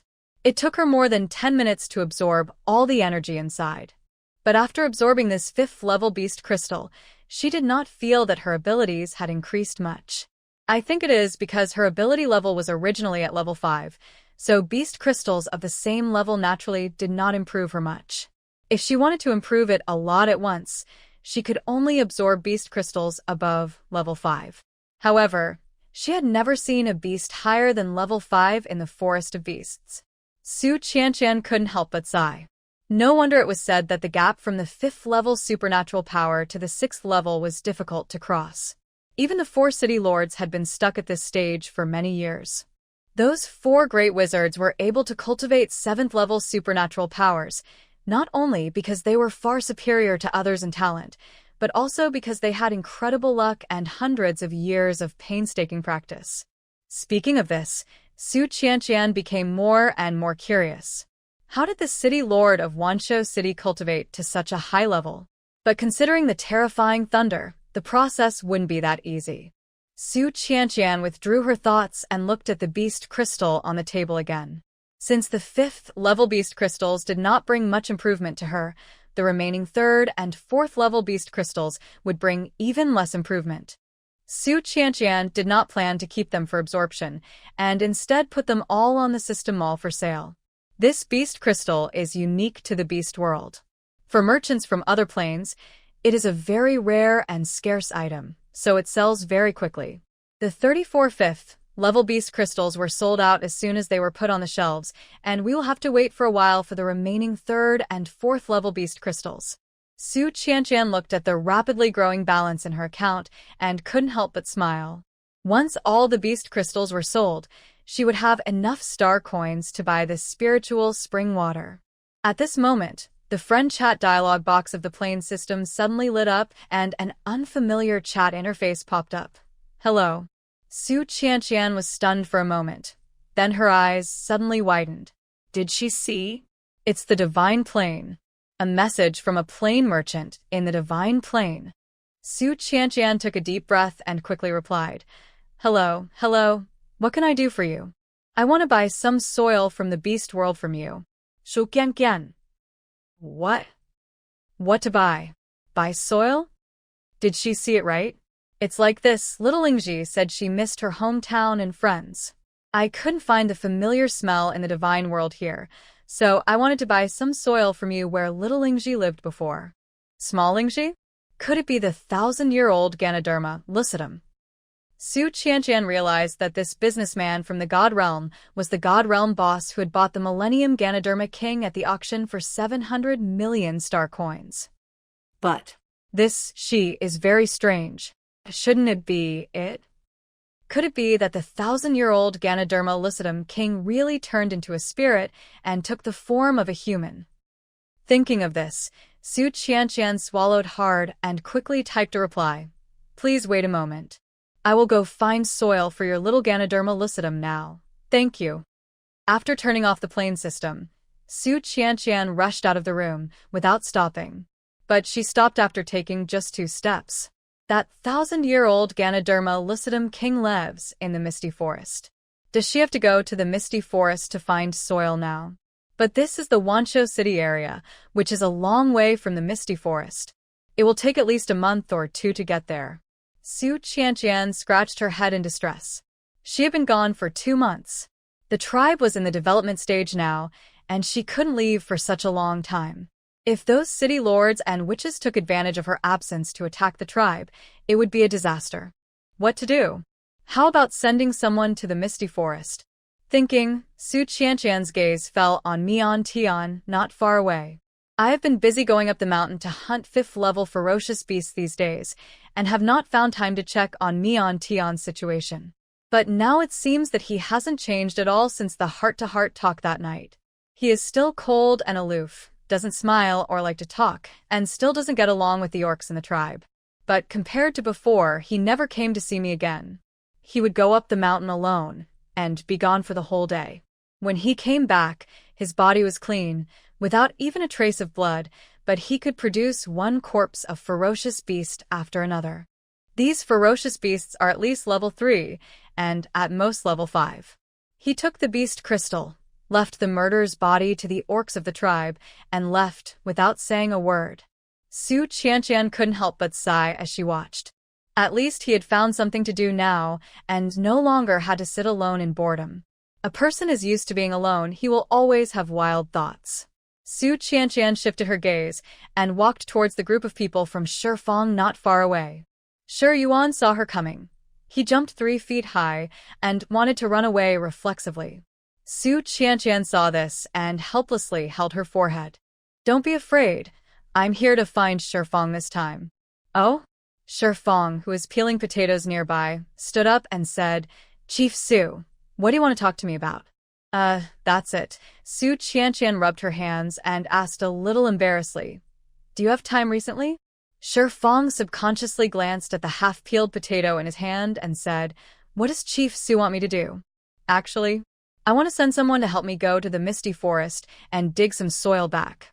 Misty Forest? Nan Wu, who was standing nearby, heard this and leaned over to ask in confusion, Chief Su, what do you want the soil from the Misty Forest for? Of course it is a thing, Su Qianqian said. Nan Wu became interested and pointed at himself, saying, Chief Su, send me. I'm good at digging. I can dig as much soil as you want. That won't do. Shifeng interrupted Nan Wu. Although the Misty Forest is not as dangerous as the Forest of 10,000 Beasts, there are also countless ferocious beasts lurking in it. Nan Wu, your ability is only level 1. It's too dangerous to go alone. Let me go. But Shifeng, your ability is only at the 2nd level. Shi Yuan pushed Shifeng aside and pointed at himself. Soma, let me go. I'm strong and I can run fast. I promise to bring back the soil you want within 3 months. Shifeng glared at him. I think you want to sneak out and play? Su Qianqian. No, what's there to argue about going to a misty forest? But it was also true that the overall strength of their tribe was still too low. Apart from herself, Shifeng and Shi Yuan, who had the highest level of supernatural powers, were only at the 2nd level. If they were to be sent out when encountering any problems in the future, their strength would be totally insufficient. It seems that I have to find a way to improve the strength of the tribal orcs in the future. Just as I was thinking about it, a cold voice suddenly sounded behind me. Let me go. Su Qianqian looked back and saw that Mian Tian had stood behind her at some point, looking at her with deep eyes. She was stunned for a moment and asked tentatively, well, the Misty Forest is a bit far, and it may take 2 or 3 months to come back. Are you really willing to go? Mian Tian nodded. Oh well. Mian Tian's unfathomable strength, it would be no problem for him to go to a place like the Misty Forest, but if he went alone. Su Qianqian always feels inexplicably worried. But on second thought, isn't this an opportunity? Always had an inexplicable attachment to her. Letting him go out alone, relax, meet different people, maybe it would dilute this feeling. After thinking about it, Su Qianqian felt more at ease and said, Okay Mintian, when are you going to leave? I'll prepare some food for you to take with you. Niantian moved his lips and wanted to say that they could leave right now, but after hearing the second half of Su Qianqian's words, the words in his mouth became, tomorrow. Okay, I'll get ready now. Then I'll help too. Feng quickened his movements. Niantian, what do you like to eat? I'll prepare some for you. To go to the misty forest, Su Qianqian hurried back to the house, took out a pressure cooker from the storage ring, and prepared to cook the spiritual rice. The misty forest is too far away. It would take an adult orc 2 or 3 months to go back and forth.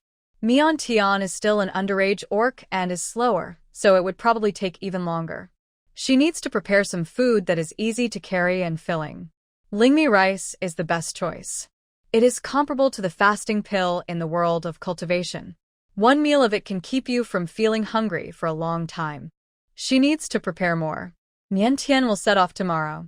It will definitely be too late to cook with firewood like he did before in the Grey Wolf tribe, so Su Qianqian chose to use this pressure cooker, which should cook faster. A pressure cooker requires electricity. Su Qianqian took out the outdoor energy storage power supply that she had bought from a modern dimension merchant, connected it to the power supply, washed the rice, put it in the pot, covered the pot, and started cooking. She no longer has to stay by his side all the time like before. Su Qianqian then went on to make some easy-to-carry instant foods such as steamed buns and scallion egg pancakes and packed them in plastic bags. In addition, Feng also prepared a variety of grilled meats and grilled fish for Miantian. The orcs in the tribe even took out the smoked meat and packed it for him to take away. Yuan, who was standing next to him, was drooling, especially when he saw the steaming meat buns with thin skin and big fillings prepared by Su Qianqian. His eyes widened. After slapping away Yuan's sneaky hands countless times, Su Qianqian said helplessly, "If you want to eat, I'll make it for you later. You can't touch these. They are prepared for Mian Tian." Yuan retracted his hand in dismay, curled his lips and said, "You prepared so much for him, but he can't finish it. Besides, look at his small body. He can't carry so many things." Unexpectedly, as soon as he finished speaking, Mian Tian next to him cast a cold glance at him, then picked up the food that Su Qianqian prepared for him and stuffed it into the space, as if it was a matter of course. Yuan looked at him in disbelief. You kid actually have spatial abilities?" Mian Tian snorted softly and ignored him. Yuan shut up in frustration. Su Qianqian saw that Miantian seemed to have quite a lot of space, so she prepared another sleeping bag for him. On your way to the misty forest, sleep in this sleeping bag when you feel tired at night. I put mosquito repellent perfume in the sleeping bag. There are many mosquitoes in the misty forest. If you are afraid of being bitten, just spray more on your body, and those mosquitoes will not dare to come near. Also, these bags are for you to drink on the road. Keep them. I think the river in the misty forest has dried up. Also, this is the shovel I prepared for you. Use it to dig soil when you get to the misty forest. It's rare to go there once. Please help me dig some more. Su Qianqian talked a lot like an old mother. However, Mian Tian didn't feel annoyed at all and didn't interrupt her. He just listened quietly, looking unusually well-behaved. Yuan, who was watching from the side, felt that the sun was about to rise from the west. It was not until the evening that the big pot of spiritual rice was cooked. Su Qianqian pulled Miantian into the house and asked him to put the pot and rice into the space. This pressure cooker has the function of keeping heat and freshness, so rice can be stored for a longer time. However, when Mian Tian saw the rich, fragrant, and shiny spiritual rice, his brows knitted slightly. "What is this?" "Rice." Su Qianqian answered subconsciously. "You've eaten it before, when you first came to the tribe. You were injured and could only lie in bed every day. I used this rice to make minced meat porridge for you." Mian Tian. He seemed to understand something and looked down at his palm. Then, he clenched his slender fingers slightly, and a handful of crystal-clear animal crystals appeared in his hand. He handed them over. "These are for you." Su Qianqian was shocked. These were all 5th-level beast crystals, and there were even 1 or 2 6th-level beast crystals among them. All of these animal crystals were washed clean, without a trace of blood. They reflected the moonlight coming in from the window, shining with a warm and dazzling light. Su Qianqian was almost stunned. It had only been a few days. Where did Mian Tian get so many 5th-level beast crystals? The 5th-level beast crystal. She had been in the forest of 10,000 beasts for so many days and had never even seen the shadow of a 6th-level beast. How could he get 2 6th-level beast crystals at once? Su Qianqian swallowed her saliva, then pushed the beast crystals back and said firmly, "I can't accept them. These are all things you worked hard to get, and you also need to improve your superpowers. You should keep these beast crystals for yourself. Although I am very tempted and want it very much, one should not be so greedy." Moreover, Mian Tian's supernatural powers are much higher than hers, so he must need a large amount of beast crystals to improve his supernatural powers. Mian Tianke pushed the beast crystals over again. "These are of little use to me. You can keep them."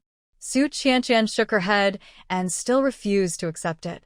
Mian Tian immediately lowered his eyes, and his low voice was filled with disappointment.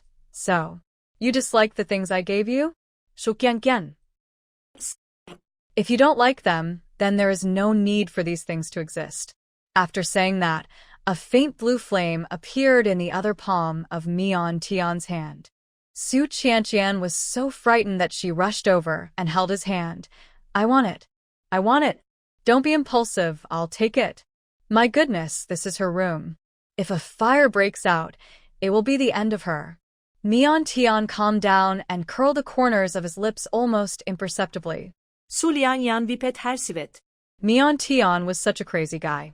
Did he have to destroy everything that was not satisfactory or that he didn't like? Mian Tian achieved his goal, and this time he didn't bother Su Qianqian anymore. He stood up and prepared to leave. "Then I'll go back first. You have a good rest." "Hey, wait a minute." Su Qianqian looked at Mian Tian's obviously taller figure and took out a few new sets of clothes from the storage ring. "You have grown too fast recently. It will take several months to go to the Misty Forest this time. You should take all these clothes with you in case of emergency." Mian Tian moved his mouth. He really wanted to say that it didn't take so much time. But when he thought that these things were prepared for him by Su Qianqian personally, he closed his mouth again and silently put the things into the space. After Mian Tian left, did Su Qianqian finally breathe a sigh of relief. It's really tiring to get along with this child. The next day, Su Qianqian got up early at dawn. When I opened the door, I saw Mian Tian was already waiting outside. "Let me take you down the mountain." Su Qianqian knew that he was waiting here so early just to say goodbye, so she took the initiative to speak. Mian Tian nodded and said nothing, but his expression was obviously happy.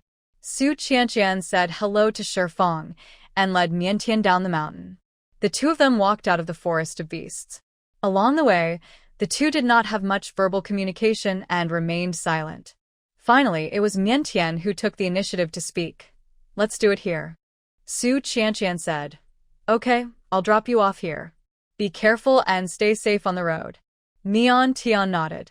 He had nothing in his hands and didn't even have a bag on him, so he walked very lightly. Su Qianqian watched Mian Tian's figure gradually walking away, then turned around and returned to the tribe with peace of mind. However, she didn't know that the moment she turned around, Mian Tian suddenly turned back and looked at her, his eyes dark and deep. Only when he could no longer see Su Qianqian did he slowly withdraw his gaze, then stretched out his hands and tore a crack in the space in front of him. He walked into the space crack with ease. The next second, he appeared in the central area of the Misty Forest. Su Qianqian, who was completely unaware of all this, was still leisurely walking on the way back to the tribe. Suddenly, a sharp and shrill eagle cry was heard in the air. She looked up subconsciously and saw a huge silver eagle falling from the sky and landing right in front of her. Su Qianqian was startled and quickly took 2 steps back. Before she could see clearly who the silver eagle on the ground was, a giant elephant and a giant lion chased out from the bushes not far ahead and collided head-on with Su Qianqian in front of her. The 3 of them looked shocked. "Saint Female?" The giant elephant glanced at the silver eagle on the ground, then looked at Su Qianqian and immediately said in a deep voice, Get lost. This is none of your business. So it's you? As soon as Su Qianqian heard the voice, she recognized the giant elephant and giant lion in front of her. They were the great wizards of South City and East City, respectively. She immediately took out her particle ray gun and pointed it at the two people in front of her. Why are you chasing after the orcs of the Silver Eagle family? This is none of your business. The Great Witch of Nancheng was very annoyed, but he seemed to be worried about something and did not attack Su Qianqian. He only said, "All this is the order of the Lord of Wanshou City. You'd better not meddle in other people's business. Get out of here." Wanshou City. Su Qianqian was suddenly stunned. Didn't he die in the thunderbolt?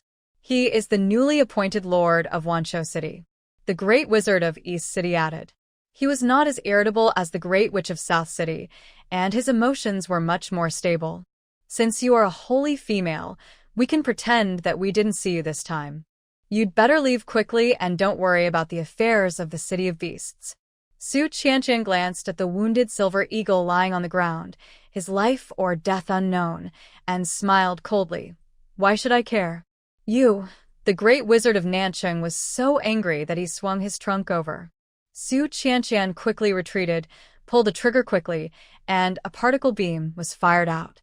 The two great wizards had already seen the power of this gun in the city of 10,000 beasts. Fear appeared in their beast eyes, and they immediately retreated to avoid it. The time is now. Su Qianqian's eyes flashed with a gleam of light, and she immediately pulled up the silver eagle on the ground and flashed into the boundary stone space. Looking at the familiar large area of fertile soil in front of her and smelling the fragrance of fruits and vegetables in the air, Su Qianqian finally breathed a sigh of relief. Phew, that was a close call. If two 7th-level wizards attacked together, she would not be able to defeat them alone. Fortunately, she had the realm Yuanshi space. And just as she guessed, outsiders could also be brought into the space. After thinking about it, Su Qianqian quickly lowered her head to look at the silver eagle on the ground. Hey, Inshua, is that you? At the same time, at seeing Su Qianqian and Yin disappear out of thin air that they couldn't recover for a long time. What happened? Their auras all disappeared? Could it be that the saintly female possesses the legendary ability to tear through space and teleport thousands of miles away? How is this possible? The Great Wizard of Nancheng was so shocked that he turned back into human form. I have only seen this kind of ability in the former Lord of Wanshou City. Apart from him, no other orc in the entire beast world has this ability to tear through space and teleport. Moreover, that holy female seemed to have only 5th-order supernatural power at most. It was impossible for her to have such ability. Unless the city lord is not dead at all. Realizing this possibility, the two men immediately looked at each other and saw a hint of fear and dread in each other's eyes. The two were silent, and then decisively turned around and left. Until a long time after the two of them left that Su Qianqian came out of the realm stone space. What is the ability to tear through space? She scratched her head, not understanding what the two great wizards meant. But she didn't have much time to think about it and hurried back to the tribe. As soon as they arrived at the tribe, Shi Yuan and his men came to greet them. What's wrong? Why are you sweating so much? Are there any evil spirits chasing you? The great witches from South City and East City are here, and they are hunting down the orcs from the Silver Eagle family. Ah? Several people were stunned and asked hurriedly, who are they chasing? Shi Jue or Inshua? Su Qianqian took a few deep breaths and said, he's in my space. I'll go in and take a look first. After saying that, she flashed into the space again, but when she saw the orc on the ground who had turned back into human form, her face suddenly froze. She blinked in disbelief. She was right. It was indeed the Great Wizard of West City. Su Qianqian looked up at the sky speechlessly. Damn, I saved the wrong person. An empty room. Everyone to get together. Even Bobcat Xiaoju and the others were there, all looking at the unconscious man on the bed with a troubled look on their faces. What should we do? Shi Yuan scratched his head and asked, should we just throw him off the mountain? Nan Wu shook his head disapprovingly. He is so badly injured. If he is thrown off the mountain, he will probably die. Who cares if he's dead or alive? Shi Yuan curled his lips and said, back in the city of all beasts, he teamed up with those great witches to deal with us. We are doing him a favor by not taking the opportunity to stab him in the back. Shi Fang was also struggling. How about? Let us wait for him to wake up first and ask him what happened first. Why the Lord of Wanzhou City wanted to hunt down the orcs of the Silver Eagle family. Nan Wu nodded. I think so. Su Qianqian also agreed with Shi Fang's words. She stepped forward and took the pulse of the unconscious West City Great, which lying on the bed. She originally just wanted to see how serious his injuries were, but unexpectedly, she found something interesting. What's wrong? Chief Su, is the Great Witch seriously injured? Seeing Su Qianqian's strange expression, Bobcat couldn't help but ask. Su Qianqian shook her head. The injury is not serious. He is just too deeply poisoned. At this point, she glanced at the witch on the bed with a strange look in her eyes and said, it's the same poison that the city lords of Wanzhou City fed you before. Ah? Several people were stunned. Shi Fang understood. Among the 4 great witches in Wanzhou City, the West City, which is the most powerful, it seems that they poisoned him to cause such a serious injury. Otherwise, in the past, the Great Wizard of South City and the Great Wizard of East City combined could only barely tie with the Great Wizard of West City. But why did they attack the Great Wizard of West City? Aren't they in the same group? Nan Wu couldn't help but feel a little worried. Besides, didn't Lord Shiju and Yin Shua return to the City of All Beasts? How could they just watch them attack the Great Wizard of West City? Hearing this, Su Qianqian's face darkened. It's been so long since Yin Shua and the others returned to Wanzhou City, but there's still no news. I'm afraid something must have happened. Oh, don't worry about it. Lord Shijue is very powerful. How could anything go wrong? Shi Yuan waved his hand and said, if you are so worried, why don't you just wake this guy up and ask him about it? Sumo, don't you still have some antidote left from the last time you detoxified the slaves? Feed it to him. Su Qianqian nodded and sank her consciousness into the storage ring. After searching for a long time, she finally found the remaining antidote. Shi Yuan directly pried open the tightly closed mouth of the Great Wizard of West City and said, come quickly. That Su Qianqian silently poured the medicine powder into the witch's mouth. Nan Wu, who was standing next to him, was afraid that he would faint and be unable to swallow, so he took out his water bag and gave him a big gulp. After feeding the medicine, the Great Witch's pale face gradually improved at a speed visible to the naked eye. Su Qianqian took his pulse again and found that the poison had been resolved. Why isn't he awake yet? Shi Yuan looked at the unconscious man on the bed impatiently. After thinking for a while, he suggested, how about I go up and slap him a few times to wake him up? Nanwu, if you are not afraid of death, go and give it a try. What am I afraid of? With Su Mu here, what should I be afraid of? Shi Yuan curled his lips in disdain. Although he said this, he didn't dare to lift a finger. Su Qianqian didn't have the patience to wait like this, so she could only transfer some wood-related abilities to the Great Wizard of West City. The wood-based ability with healing effects was indeed much more effective. After a while, the Great Wizard of West City slowly opened his eyes. When the pair of golden animal eyes saw Su Qianqian and the others in front of it, it didn't seem surprised at all, but instead felt relieved. Hey, I say. Shi Yuan was about to ask a question when the Great Witch of West City glanced at the bowl of water on the table next to him and said in a hoarse voice, excuse me, I'm thirsty. You're not polite at all. Shi Fang silently picked up the bowl of water on the table and handed it over. After he drank enough water and moistened his throat, Su Qianqian hesitated and said, you don't seem surprised at all that I saved you? What's so surprising? The Great Witch of West City acted very calmly, even with a self-deprecating smile on his face. Now, apart from you, a saintly female who is always showing kindness, there should be no orcs in the entire Beast World continent who would lend a helping hand to a Great Witch like me who betrayed my family and the Beast City. What did you do?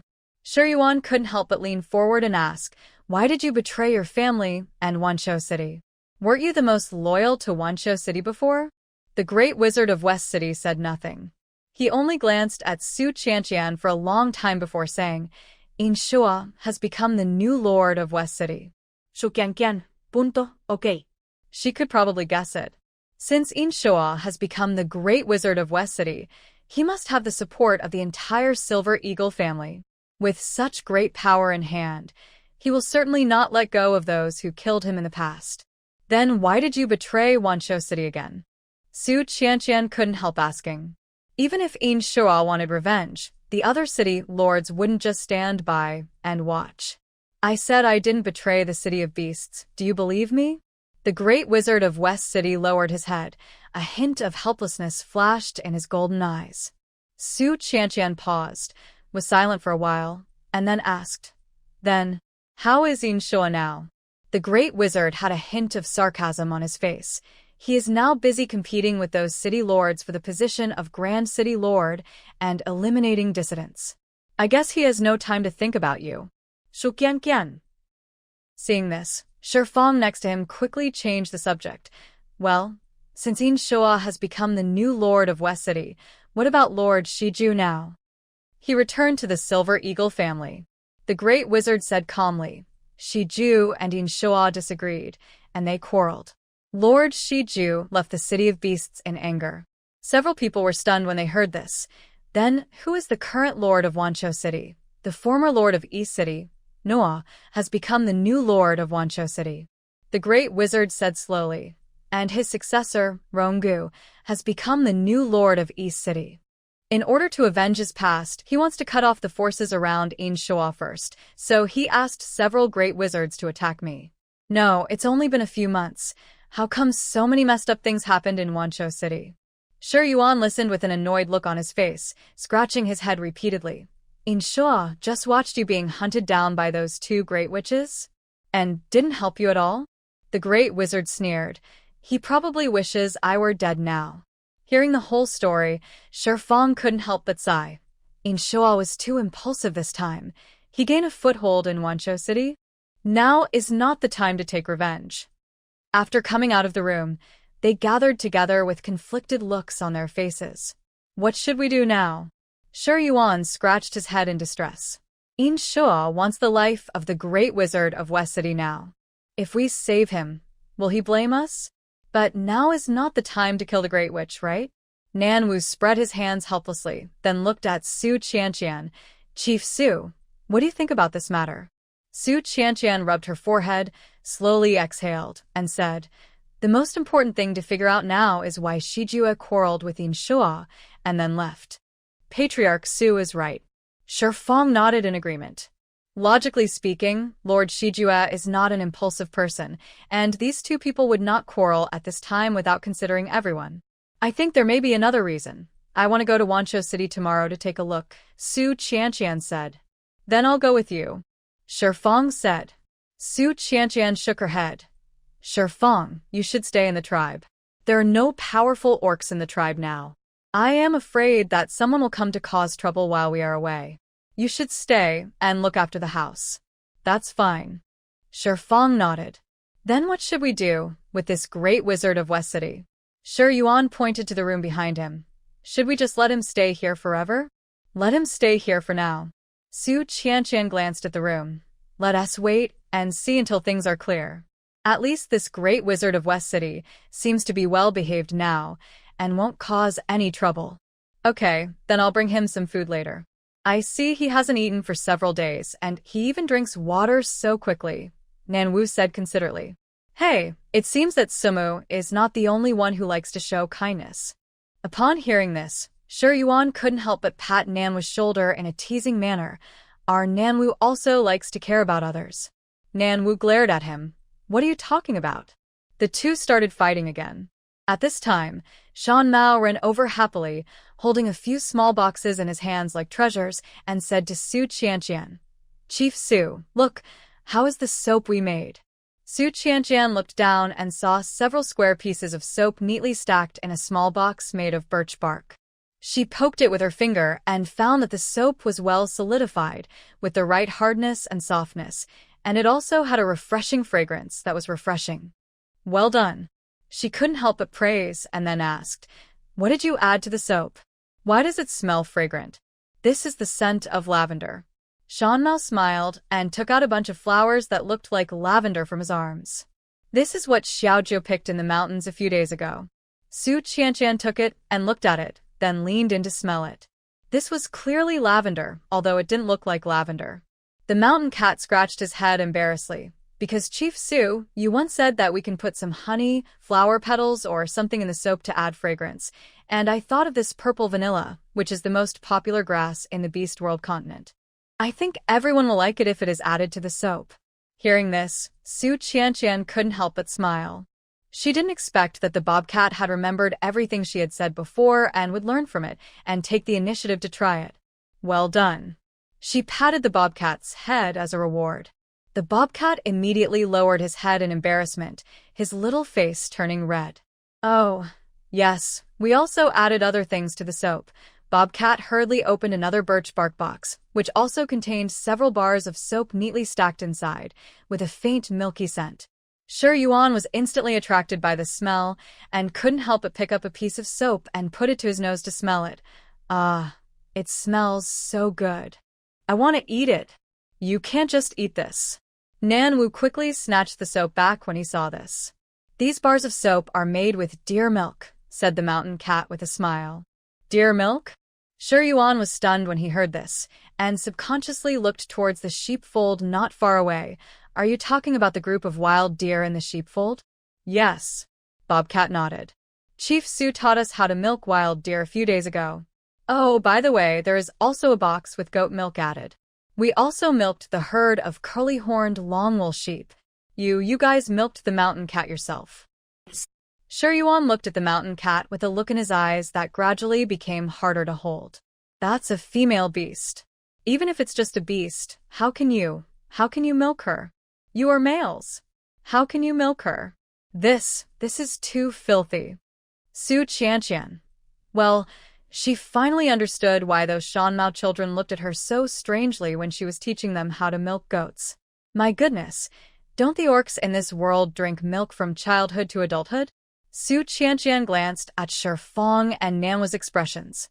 Although they did not behave as exaggeratedly as Shi Yuan, their ears were red and they looked a little embarrassed. Apparently, they also feel that milking animals is a bit, well, that's it. But there is no way around it. In the orc world, generally only females produce milk, and the milk produced is used to feed the cubs. It can be said to be a sacred and inviolable precious thing. Bobcat was a little resistant and embarrassed about milking at first, but after doing it many times, he got used to it and felt it was nothing. Milk, like the meat of wild beasts, can be food for orcs, and there is no need to look at it with tinted glasses. Su Qianqian decided to change their prejudice right now, so she said to Shanmao, "Go and bring all the deer milk you've squeezed these days to the kitchen." "Good." The mountain cat ran away with the birch bark box in its arms. "Sumo, what on earth are you going to do?" Everyone was puzzled by Su Qianqian's behavior. Su Qianqian smiled meaningfully. "Follow me to the kitchen, and you will know soon." So, several people came to the kitchen. The kitchen was recently built and is larger than the room where the orcs live. It has a stove, pots and pans, water tanks, stone tables, wooden stools, and shelves for vegetables and fruits. It can be said that it has everything you need. Su Qianqian suggested that everyone build it because she considered that everyone needs a place to shelter from the wind and rain when eating. Otherwise, if it rains in the future, those who eat outside will be soaked. Su Qianqian washed the pot and added firewood to the stove. When the mountain cat came over with a large can of deer milk, the pot was just heated up. She poured the deer milk into the pot, boiled it over high heat for 2 minutes, and then simmered it over low heat. Boiling over high heat is for disinfection, and then switching to low heat is to prevent the temperature from being too high and destroying the nutrients in the deer milk. When it was almost heated, Su Qianqian added some white sugar to the deer milk and then stirred it evenly with a spoon. Deer milk itself does not have a fishy smell, so there is no need to add anything to remove the fishy smell. Several large bowls of hot deer milk were placed in front of Shi Fong and the others. Su Qianqian said with a smile, Try to drink it. Shi Yuan had a look of rejection on his face, but the mountain cat didn't have so many concerns. He picked up his bowl of deer milk and started drinking it in big gulps. With the sound of gurgling, the bobcat stopped contentedly until the whole bowl of deer milk was finished. He burped, his eyes sparkling, and licked his lips and said, "It's really delicious. If you don't believe me, try it." Nanwu was somewhat moved by what he said. He looked at the steaming milky white milk in the bowl and couldn't help but pick up the bowl and take a sip. Then his eyes suddenly lit up. Delicious. He only had time to say this before he tilted his head back and drank from it in big gulps, imitating the mountain cat's behavior just now. Shi Fang looked at it, picked up his bowl, and took a small sip. It's really delicious. His expression was normal, but the glimmer of delight in his eyes completely exposed his mood at the moment. Shi Fang and Nanwu both finished drinking the deer milk, except for Shi Yuan, whose bowl was left untouched. He had a look of rejection on his face and still found it hard to accept drinking deer milk. So, Shi Fang and Nanwu looked at each other, and then they both stepped forward. One of them held down Shi Yuan's hands and feet, and the other pried open Shi Yuan's mouth, picked up the deer milk, and poured it into his mouth. Whoa. How could you? Shi Yuan was caught off guard and had his mouth filled with deer milk. When he finally struggled free, his mouth was filled with the faint fragrance of deer milk. He was stunned and couldn't help licking his lips. It was a very wonderful taste, mellow, rich, and sweet. Nanwu, give me the bowl. I want another sip. Shi Yuan quickly stretched out his hand to Nanwu, as if he was not the one who had said that he would never drink deer milk. No. Nanwu deliberately put the bowl close to his mouth and said jokingly, "You don't want to drink it, so I'll drink it for you." No. That's mine. Shi Yuan became anxious upon seeing this and immediately rushed over to snatch the deer milk from Nanwu's hand. While the two were playing, Su Qianqian picked up a bowl of deer milk and took a sip. The taste was mellow and smooth, richer than cow's milk. Very delicious. Moreover, deer milk has a high protein content and is rich in various vitamins. It is easily absorbed by the human body and has extremely high nutritional value. Su Qianqian said, "Shi Fang, let the females and children in the tribe drink a cup of deer milk every morning." In the tribe used to be slaves, living a hard life with hunger and cold clothes every day, especially the females and children. They had little strength, could not do much work, and received limited food in exchange. Their bodies had also lost a lot of strength over the years, so it was just right for them to drink some nutritious products such as deer milk to replenish their bodies. Shi Fang smiled and nodded in agreement. Okay. When Shi Yuan heard this, he couldn't wait to ask, "Then do we males have a share?" Su Qianqian looked at the mountain cat. The mountain cat said, "That's enough. We caught a lot of wild deer every day, and we milk the deer every 2 days. That's enough for all the orcs in the tribe to drink." "That's fine." Shi Yuan was immediately satisfied and said like a little kid, "Then I'll drink it every day from now on." Su Qianqian asked Shan Mao again, "How many bars of soap have you made in the past few days?" The mountain cat thought for a moment and said, "There are about 100 of them. More than 30 of them are scented with purple vanilla, more than 30 of them are scented with deer milk, and more than 30 of them are scented with nothing." Su Qianqian said, "Then bring the soap and go to the city of beasts with us tomorrow.